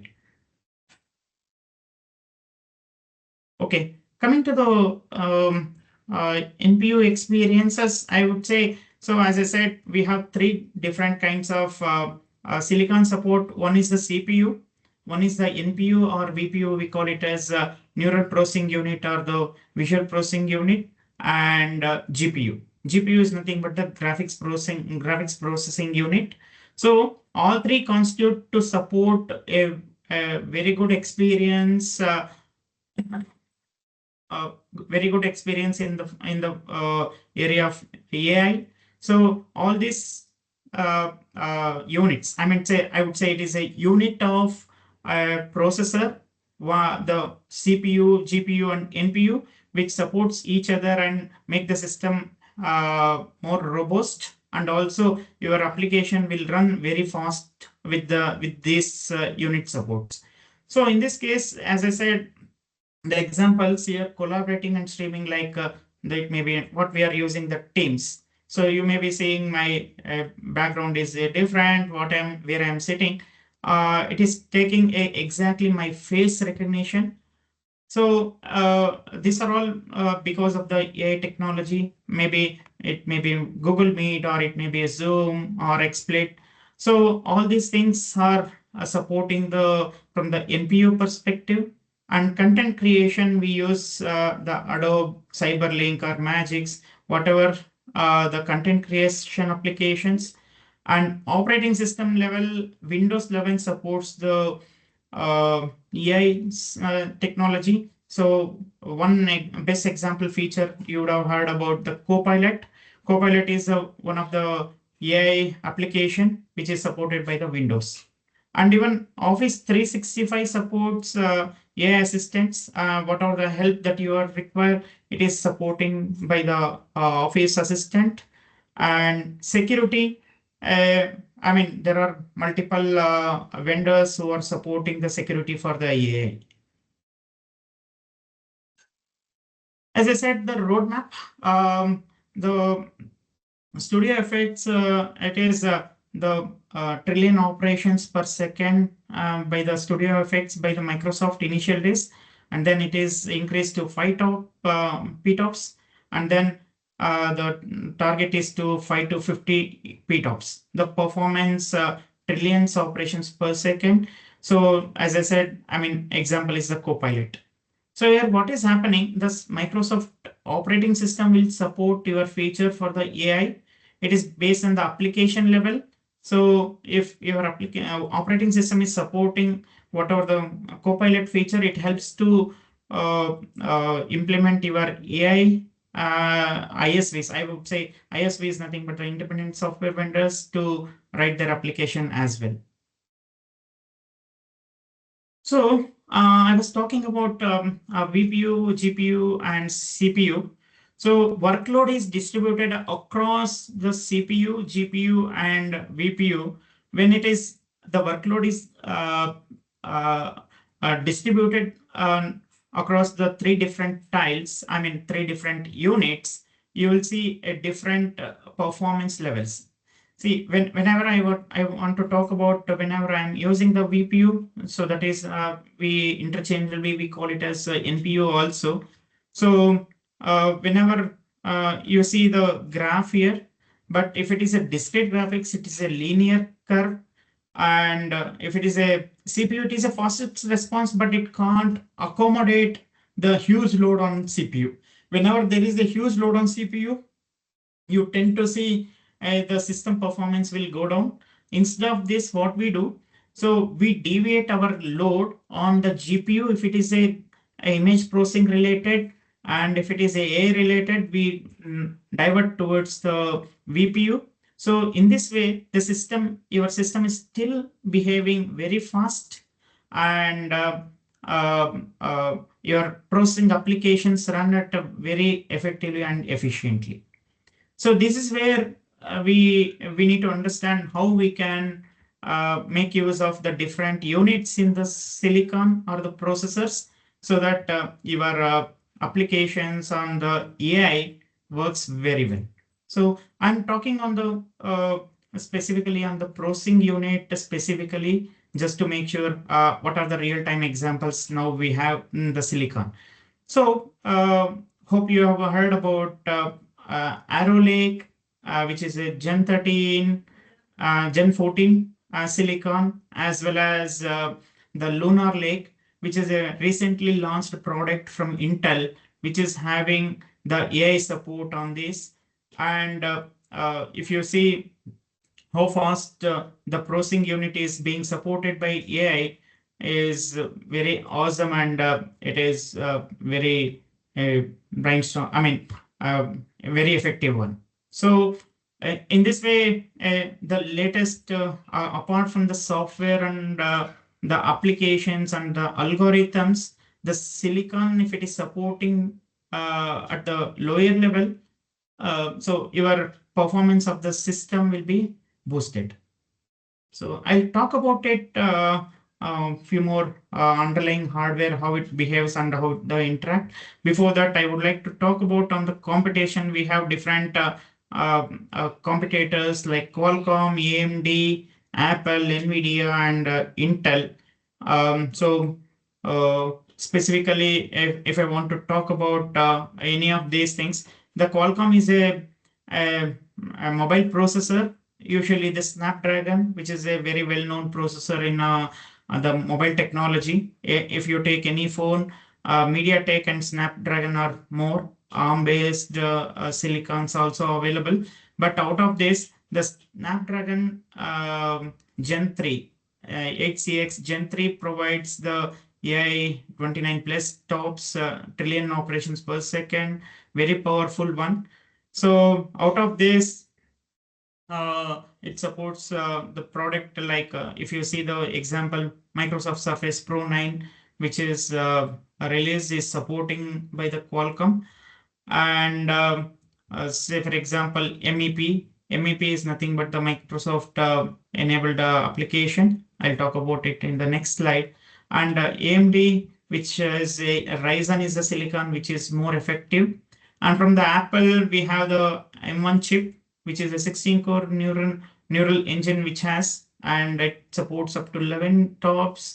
And NVIDIA we have, and similarly from Intel side, we have Meteor Lake 11 tops, PTOPs, and Lunar Lake, which is supporting up to 43 PTOPs. So which is the highest number of PTOPs in the market right now, which is supporting for the AI.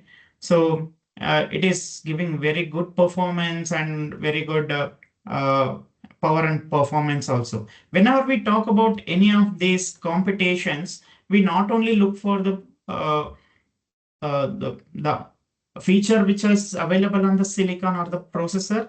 Also, we need to look at the power and performance also, because maybe the silicon may be giving very good performance or the application support, but if the power consumption for the specific device or the specific silicon is more, then it's not a very user-friendly silicon. You need to keep charge your laptop or mobile very frequently. So in this way, as and when we are providing a solution to the any of the feature, we also look for the power and performance measures also. How much power it consumes, how we can reduce. So how we can reduce based on the several algorithms or fine tuning on the systems. We make sure it consumes very less number of power. And performance also, how fast it can process on the CPU, GPU, and take an action to divert these things on the VPU as well. All these things are being supported by the underlying hardware, which helps to support the architecture and frameworks and applications. Okay. Quickly on the training and inference frameworks. So we have deep learning glossary training. We have different types of training frameworks, inference frameworks, and neural network frameworks, or whatever we call it as models. So many, as I said, one of the example was ChatGPT. So where you can give your inputs, it will articulate your summary very well, and it gives very good better wordings. I mean, even it is difficult for human beings to make this. So the ChatGPT is meant for that. Okay, so that is a one neural network model which is well-known one. And inference frameworks, we have so many frameworks available. It is not bound to one application or the framework. So several APIs will be available. You can make use of those APIs or the models to write your own application as well. And these are all specifically open source also. Some are open source, some are bound to the company. But open source, anytime you can download and you can give it a try. And it gives you more understanding on how it is being formed for the application development and implementation. Okay, OpenVINO is one of the open source toolkit for deep learning. As I said, even though the proprietary with Intel, it is an open source. You can contribute to the OpenVINO open source forum. And how it works is we have so many more trained models like ONNXX or TensorFlow, MXNet, and all these things. Model Optimizer will convert all this optimization and put into the database. Once it is available in the database, it will load and infer by the common API application. As I said, it may be in the C++ or Python. Majority nowadays is on Python. And we have CPU plugin, GPU plugin, FPGA plugin, GNA, and VAD plugins. Different kinds of plugins are available. So in this plugins, how it is going to distribute your workload accordingly to the different plugins based on the application. So I'm not going to talk much on this. I'll go for the basics, as I said. So we have underlying CPU, GPU, VPU, and FPGA. On top of it, we have different plugins to support those things. And these are the examples. We have CPU hardware, GPU hardware, and VPU and FPGA hardware. On top of it, we have several the plugins. And on top of it, we have the Inference Engine API, and Inference Engine API provides the API to talk to the application. Whenever you're writing an application, it uses the API, it sends to the specific plugin, and it goes to the hardware level, process it, and in the same fashion, it gives the results back to the application. This is how the usual flow happens in case of any application which is available, which uses the underlying hardware. So the same way, we have different applications, different APIs, different plugins underlying different hardware.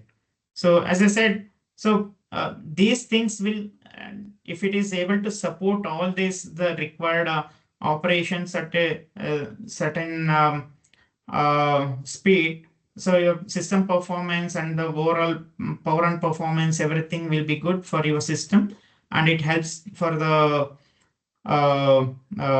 whatever the application that you are writing for the better performance. Okay, when comes to the validation at the system level or at the overall coverage, what we need to do, make sure the end-to-end flow is working. We have different requirements, we have different stakeholders, and what are the different functionalities that we need to validate to make sure end-to-end functionality is covered better. So this is one of the overall summary, I would say. Whenever we are saying we have set of requirements, we derive the test cases out of the requirements, and overall the stakeholders that we have and what is their need. Based on that, we write the test cases. Based on all these constitute to form a AI validation. As I said, the requirements, it is a functional data type, what kind of parallel interferences on XPUs that we are using, and what kind of the operating system level requirements are available, and what ISVs are intended to do that. ISV is nothing but independent software vendors who are writing the applications. What kind of frameworks are available? Maybe it's as I said, one example is OpenVINO and WebNN, all these things. Power management and PNP. As I said, again, power, how we are going to measure, and how performance being measured. All these things are more important for the successful system, I would say. Overall system, I would say, not an application, not an software or the algorithm. So all these things to form a very good supportive AI supportive system. And here we do functional validation, management flows, stress and concurrency. When we do multiple operations and when we stress the system, how the system behaves, and what are the AI benchmark and how fast it is able to process your inputs, and interoperability and end-to-end usage and apps what we have generated, how it is behaving. say for example, sometimes you may be writing your application based on the hardware availability and underlying hardware, but still your application is not able to make up to the performance level what you are expecting. The reason being for this is the algorithm may not be supporting by the system, or the system is not supporting your required terminology or the model, or it may take time, or it may crash, and the application may crash, or the system may crash based on what APIs that you have used and all those things. All these things we have to make sure before delivering to the customers. We write test cases, we validate the end-to-end use cases also. Maybe we can't restrict the user to use the specific steps during the validation of this AI. We take care of all these things to make sure everything is performing well. Then only we certify that it is a AI enabled or supported system. So coming to the stakeholders, we have different plugins, as I said.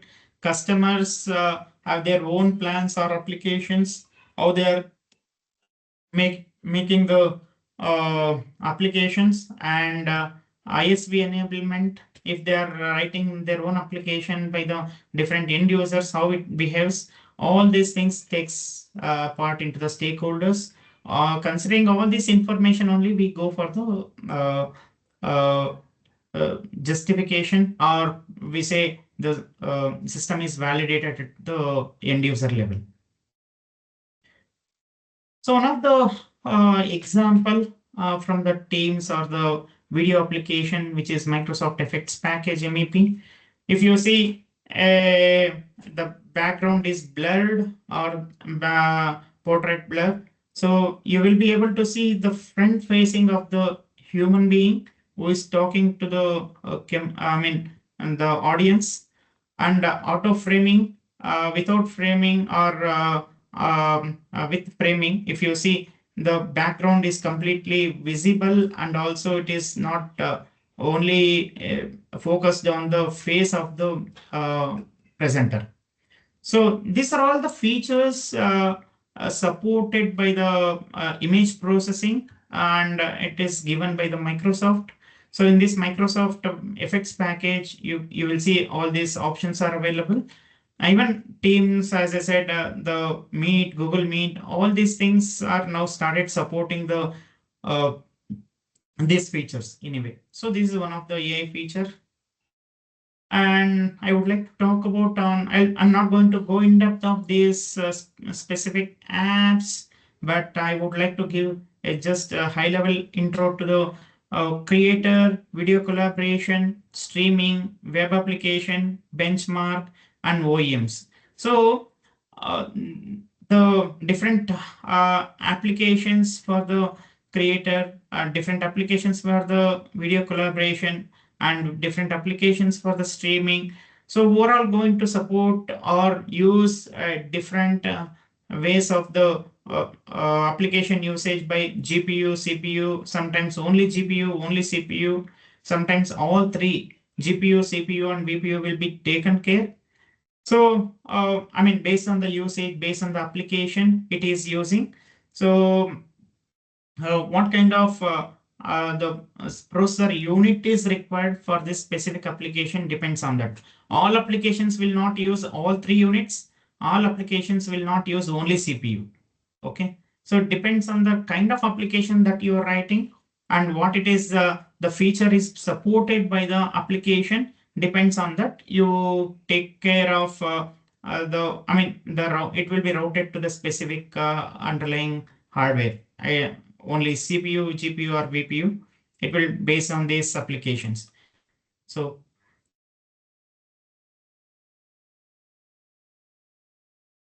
okay, examples. As I said, we use in gaming, we use in productivity, we use in the content creation, collaboration, security and privacy, and accessibility. So there are multiple clients who are supporting this AI experience. You see Adobe is there, Blackmagic is there, PRC is there, Cyberlink, I mean Zoom.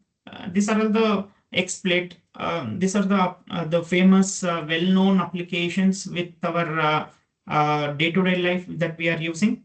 So in this case, we support all these applications which helps for the AI use cases. So finally, these are the basics that I wanted to talk about, just to make sure on the industry level or at the day-to-day life, how it is being. We always think AI is basically on the software. It is not only the software, it is based on the hardware support by the system, I mean by the processor, which helps for the implementation of all these things together to form a successful system to support the AI. So when we say AI, there are always whenever there is a new feature, new technology comes into the picture, always we come up with the pros and cons. So pros, I mean advantages are like, so it reduces the human interaction and it gives the automated system. I mean the activity will be diverted to the system. However, coming to the disadvantage, so there may be an attack, there may be the security related feature failures, which will how these attacks can be done, how these overrides can be done on the given model or the given application. So how we can address those things or comes under these attacks and defenses. See, whenever till now we spoke about a lot of things like the applications and the architecture, framework, CPU, all these things. So at any point of time, I mean, the attack can happen. Maybe it may happen at the application level, or it may happen at the silicon level, or it may happen at the framework or the processing level. So these kinds of attacks are called adversarial attacks, and it is specifically meant for the machine learning. So wherever you have the models and how you can, I mean, so where and how the attackers can attack these models or the applications to create a noise in the system. So coming to these attacks, right? So as I said, so lot of modified information we pass as an input, and those modified inputs causes the system to behave abruptly. Like say for example, Goel sir has given very good example during his explanation. Like there is a signage by the Tesla car given to the automatic driving car. But based on the data what you have provided, if the captured information is modified, then it will take a different action. Say, for example, instead of showing as a stop, if the speed limit increases to 100, so automatically instead of stopping, it goes at the 100 kilometer or 100 miles per hour. So in this case, what happens? It is an attack on the whatever the technology that we are using, and it behaves abruptly, or it causes a damage to this ecosystem as well. So at what level these attacks happens is one of the major incident.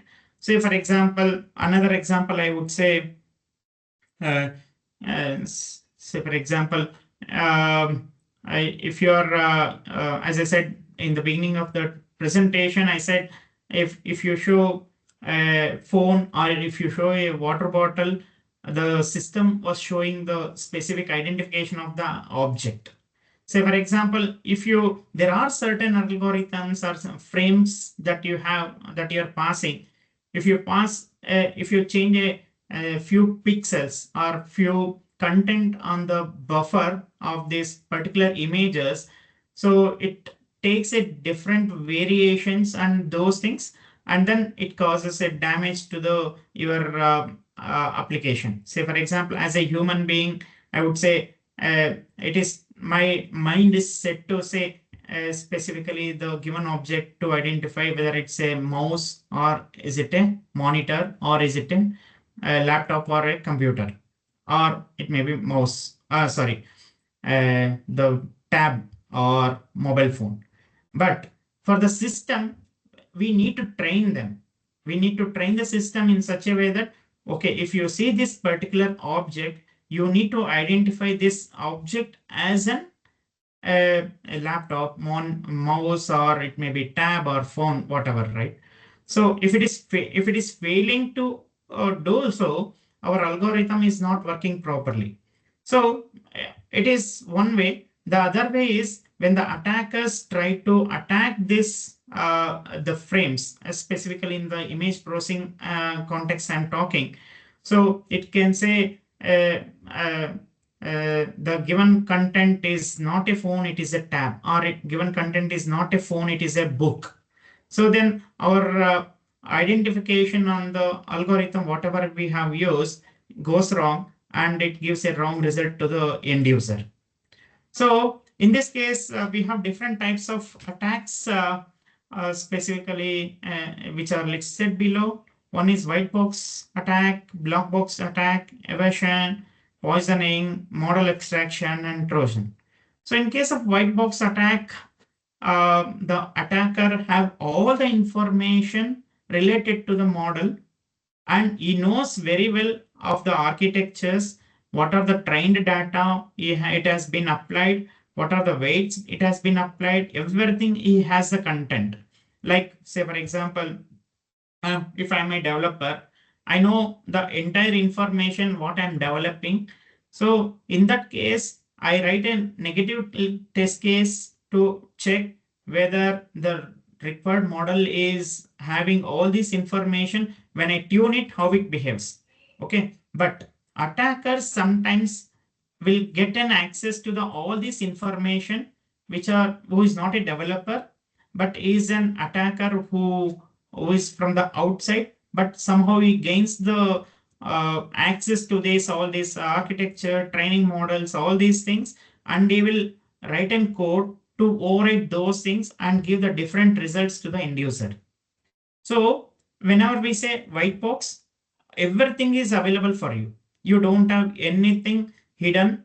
All the information which is available will be taken for the knowledge, and those things will be managed to change based on your requirement. Say, for example, one more example, I would say the words are also mentioned. So you receive a mail. Whenever you receive a mail, so if there is a ad or the advertisement content, it goes to the spam directly. How it is being done? It is based on the logic it is implemented.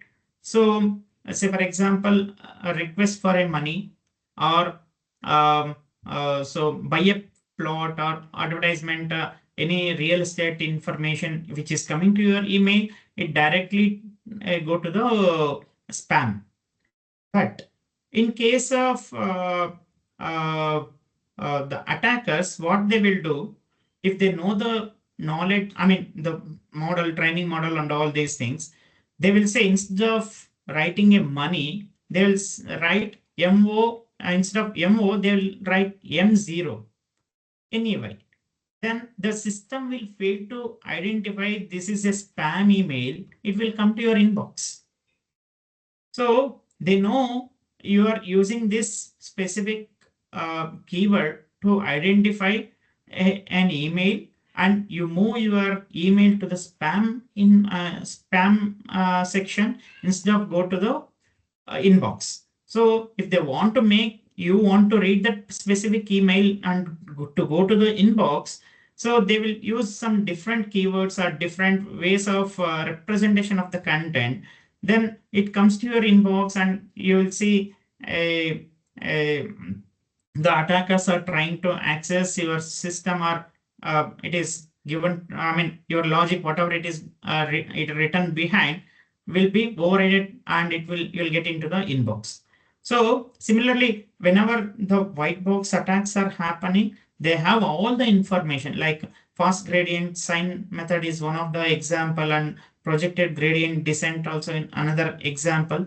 So all these things like image processing, it gives it uses your exact data and modify that specific buffer of the content and send it to the architecture or the modeling application. It uses it makes the system to give the false output based on this white box attacks. So another method of attackers is called black box. They don't have any information about what it is happening inside. So it's like a completely sealed one. Whatever you pass the input, you don't know whether what kind of effect it is taking inside the algorithm, but some output will come. So in case of this, you don't know the knowledge, or you don't know the weights, you don't know the training, what kind of training it is being done inside the logic, you don't know anything. But still the attackers use the try and catch method, or multiple tries they will be using. They'll be keep sending different varieties of inputs to the black box. Somewhere some action will be taken, and finally you will find a model where it is working for you will be giving a false alarm or false input to the false output to the end user. So this is called black box. Here you don't have anything like the content of the logic or the framework, or whatever the underlying logic that you have written. They don't have anything, but it's a trial and error method. They'll be keep sending multiple models or multiple inputs to the attack to attack your system. So they'll find a way to attack your system. That is called black box. And evasion attacks are to evade the detection or classification of the inference time.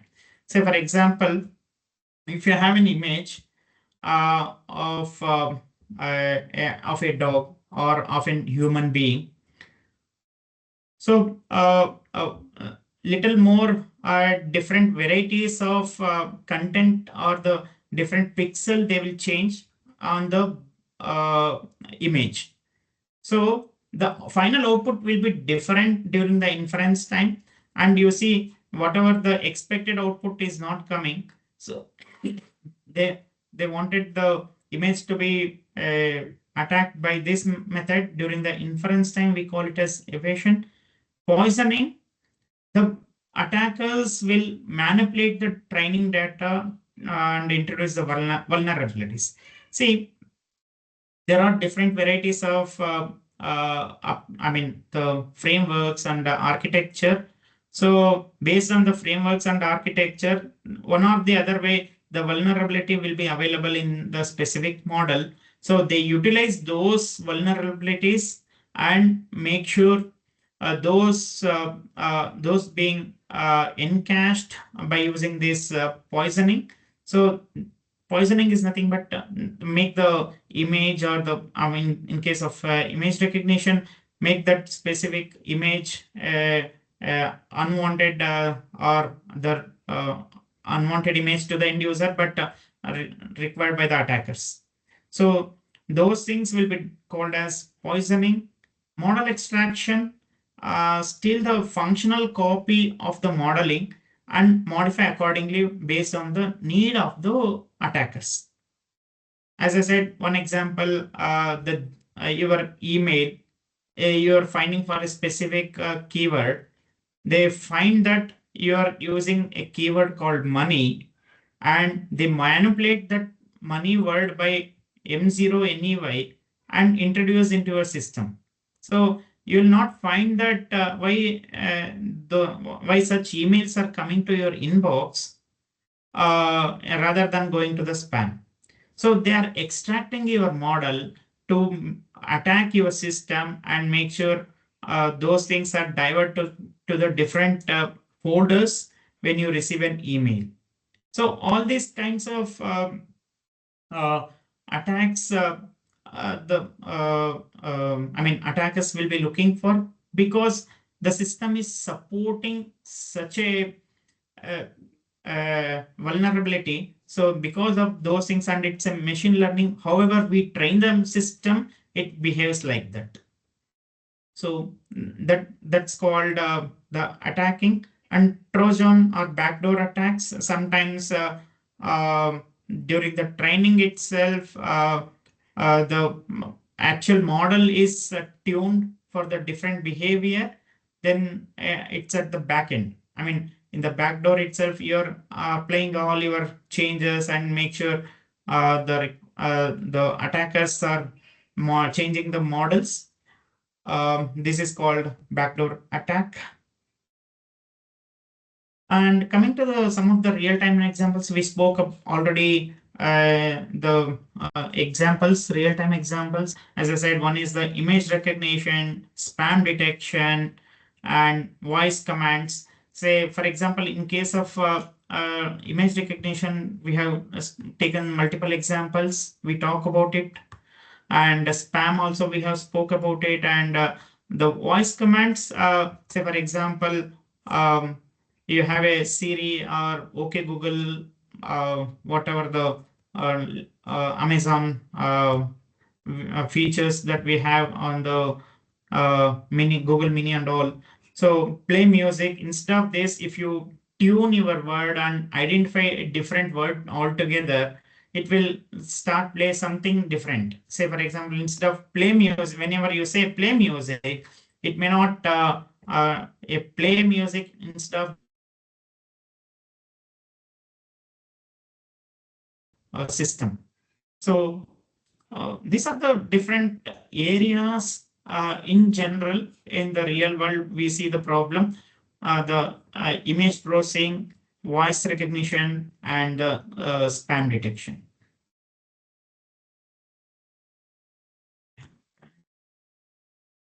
So adversarial defenses. So far we discussed about the attacks. What are the solutions for those attacks, and how we can avoid such attacks is called the defenses. So what are the features that we can provide? What are the robustness, or what are the ways that we can avoid these vulnerabilities to be exposed to the attackers, and how we can make the system more robust and application is more robust or efficient for the end user? So there are different types of defenses. One is the training, how we can make the model make robust for the system from the attackers. So we should not give the models to the, we should not give any access to the models to the attackers. So defensive distillation, and gradient masking, input pre-processing, certified robustness, detection mechanism, and ensemble methods. So these are the different kinds of defenses that we have. Few more being added also as in we are progressing towards the AI, but so far we have different type these kinds of defenses in the system. So to avoid these attacks.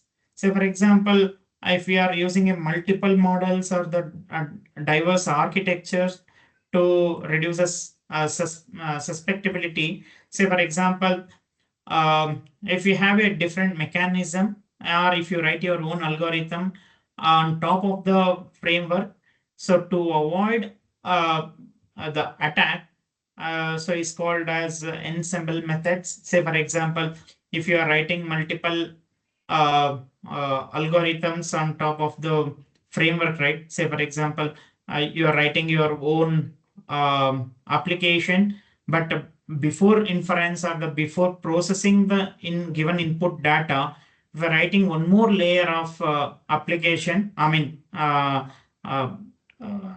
what you say, a modification of the algorithm. So will help you to avoid from the attackers. They will not be able to identify, decode it.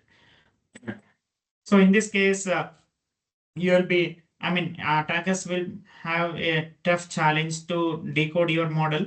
And then in that case, it takes more time, or sometimes it fails to decode your algorithm and fails to fails the attackers to attack your system.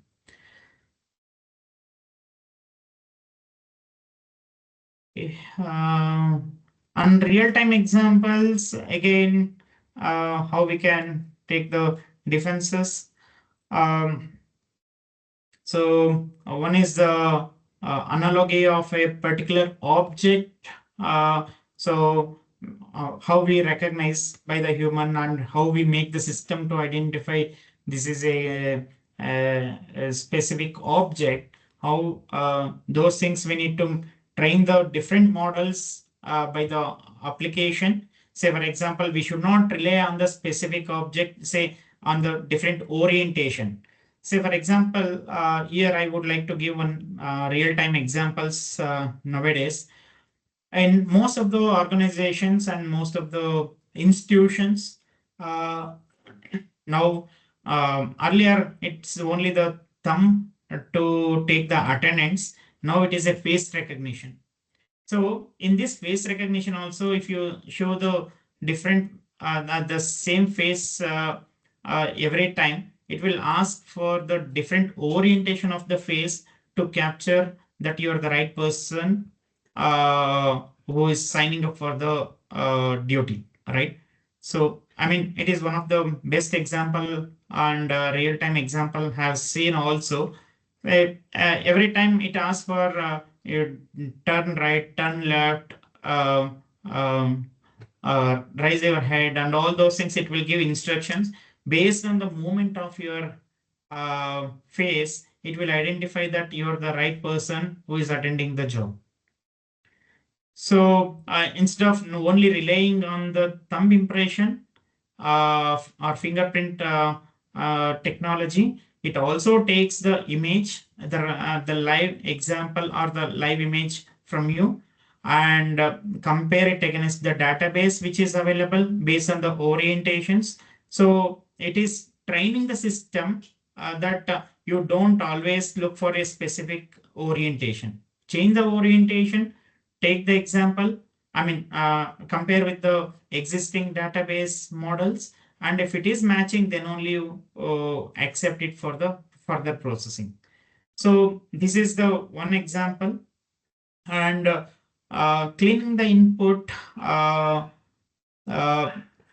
So sometimes what happens, your image is not so clear.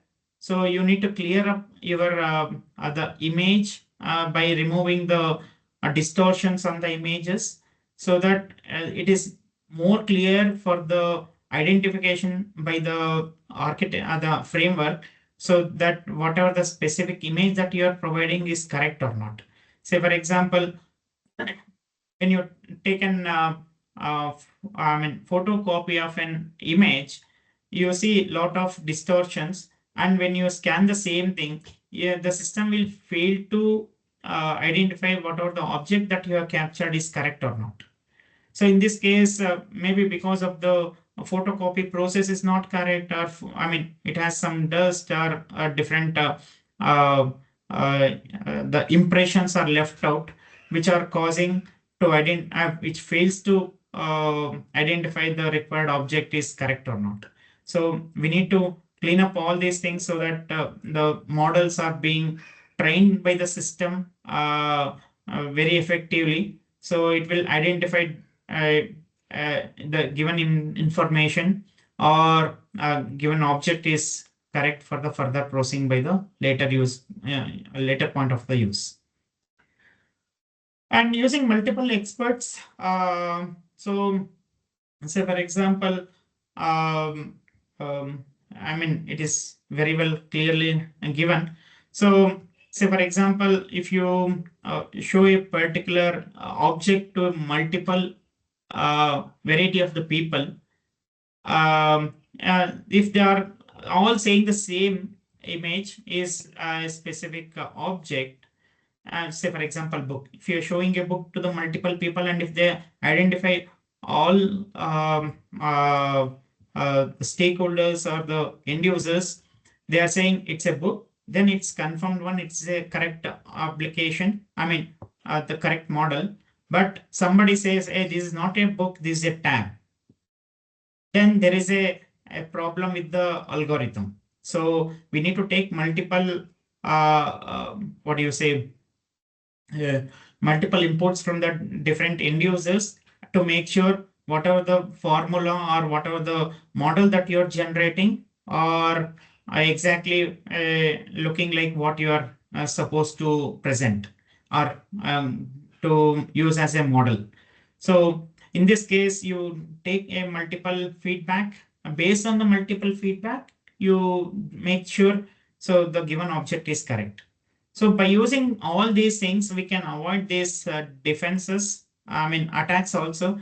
So this kind of deployment will help to identify or to reduce the attacks by the attackers on the AI.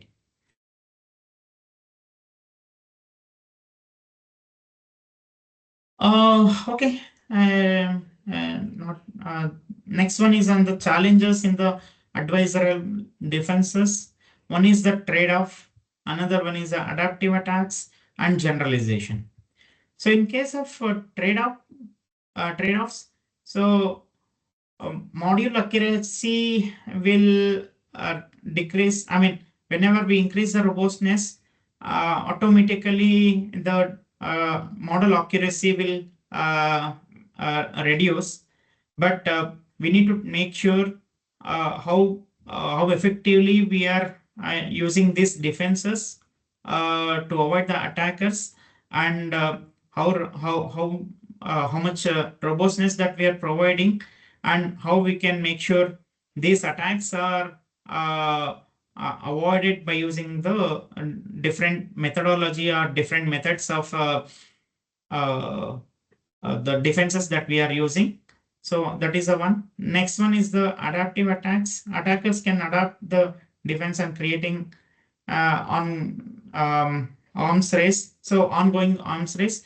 So in this case, so how the attackers will take part in case of the defenses, how efficiently they can crack their defense algorithms, so that how I mean, what is the criticality, or how the how much robustness that you're providing to your algorithm or model, or how complex you're writing your algorithm or models. Based on that, attackers face some difficulty in cracking your models or the applications. So that is the one. And generalization, we can't say, we can't generalize every model or every logic or everything to the same application. Say for example, to identify a textbook, we may use different technology or different model. To identify a notebook, we may use a different model. To identify a tab, we may use a different model. By doing this, we'll diversify the implementation of the model. It helps to not to generalize the model or not to generalize the system. So everything, okay, say for example, dog looks like the same. I mean, dog, fox. If you give dog and fox as an example, in general, if both are looking similar, your model will say, hey, it is both are same. But if you use a different models for each identification, it will clearly identify whether the given object or the given image is dog or fox, right? So in this way, the different models to be used for every the application or the framework, so that the attackers finds very difficult to crack your application or to modify your solution.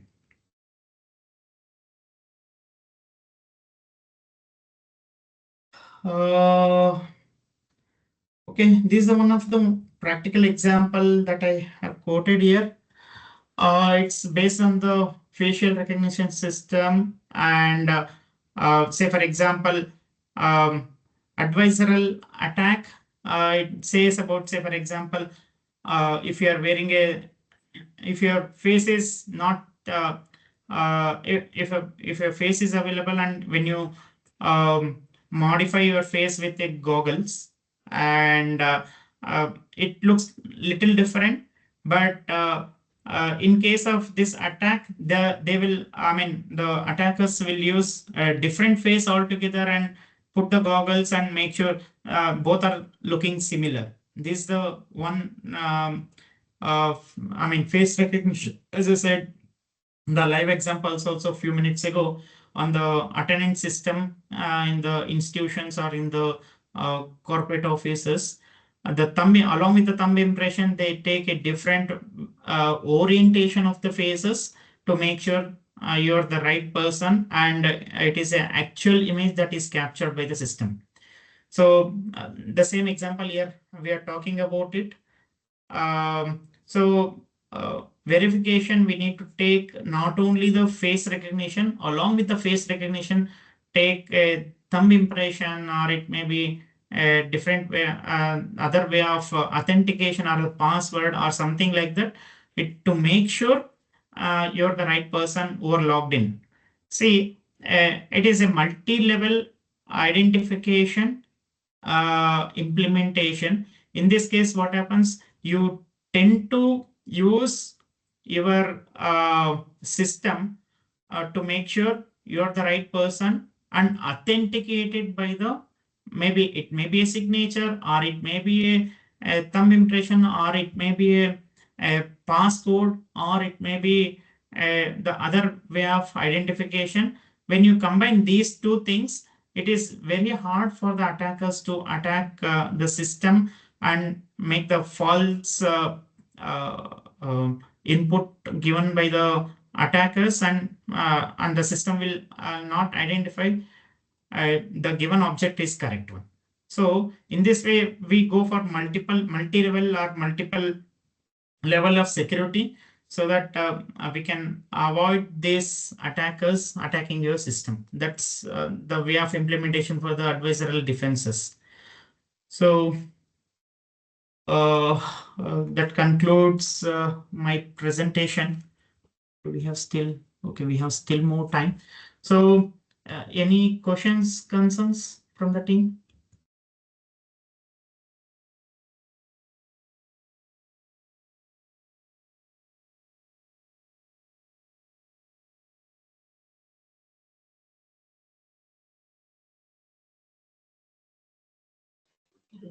Hope it's Dear participants, any questions? Okay, if you have any queries, you can drop to the chat box. So on behalf of everyone here, I would like to sincerely thank you, sir, for today's session. Your insights and expertise have been incredibly valuable, and we're all grateful for the time and effort you put into sharing your knowledge with us. Thank you, sir. Thank you, madam. Madam, I think so one more participant has raised the hand. Soumya NG. Maybe she. Purnima, I see Purnima, Soumya. Madam, you can are put raising. the message, the chat box. From the beginning, it is in that way, I think so. Today's here is the other person who is raising the hand.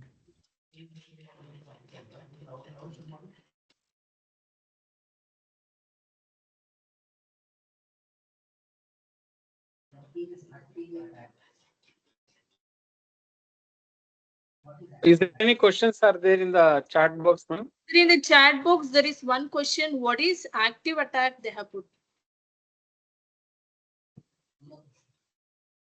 1 second, madam. I'm not able to see that question. Okay, what is the question, madam? What is an active attack they have put, sir? Active attack is like the live attack to the system. So on the fly, the attackers try to do the content modification, and content modification in the sense the input will be given. So during the inference phase, they are going to modify at the back end, and you see different results at the end of the output. So that is called as active attack. You see a live example. On the fly, you modify your content to make sure. To make sure the attackers will make sure that the given output is not correct to the what the user is expecting. You're on mute, madam. Sir, one more question. Any specific freeware tool available? Yeah, we have freeware applications available. From the application perspective, it is specific. We have Zoom application or the Microsoft Teams application for the image processing content. As I said, the blur, what you are doing, whenever, currently you can see my image also. Wherever, if I move my body, accordingly it is moving. The background image is getting covered, right? So it is identifying the object. So based on the object, it is redrawing the content. So this is one of the example at the user level, but at the framework level, we have OpenVINO, and we have OpenVINO is one of the open source technology at the model level. Okay, thank you, sir. No more questions other than that. Okay. Thank you, ma'am. Okay. So as we come to the end of today's session of our FDP, I would like to take a moment to thank all our distinguished speakers and participants for their valuable contribution today. I thank Principal Sir, HODs, and management for their continuous support. Dear participants, please do fill the feedback form shared in the group. And also it is being shared in the chat box. Yeah, Kiran sir, thank you very much, sir, for accepting our invitation and sharing your knowledge on the given topic. I'm very happy to see you on this Atal FDP online session, sir. Thank you, sir. Thanks for everyone. Thanks, Manjunath sir, for providing me the opportunity to talk about the AI attacks and defenses in the Atal FDP. So I feel proud myself, and thanks all the participants for listening to me. And if you have any questions, please reach out to me. We'll share the details later. Yeah, thank you, sir. Thank you, sir. Have a good day.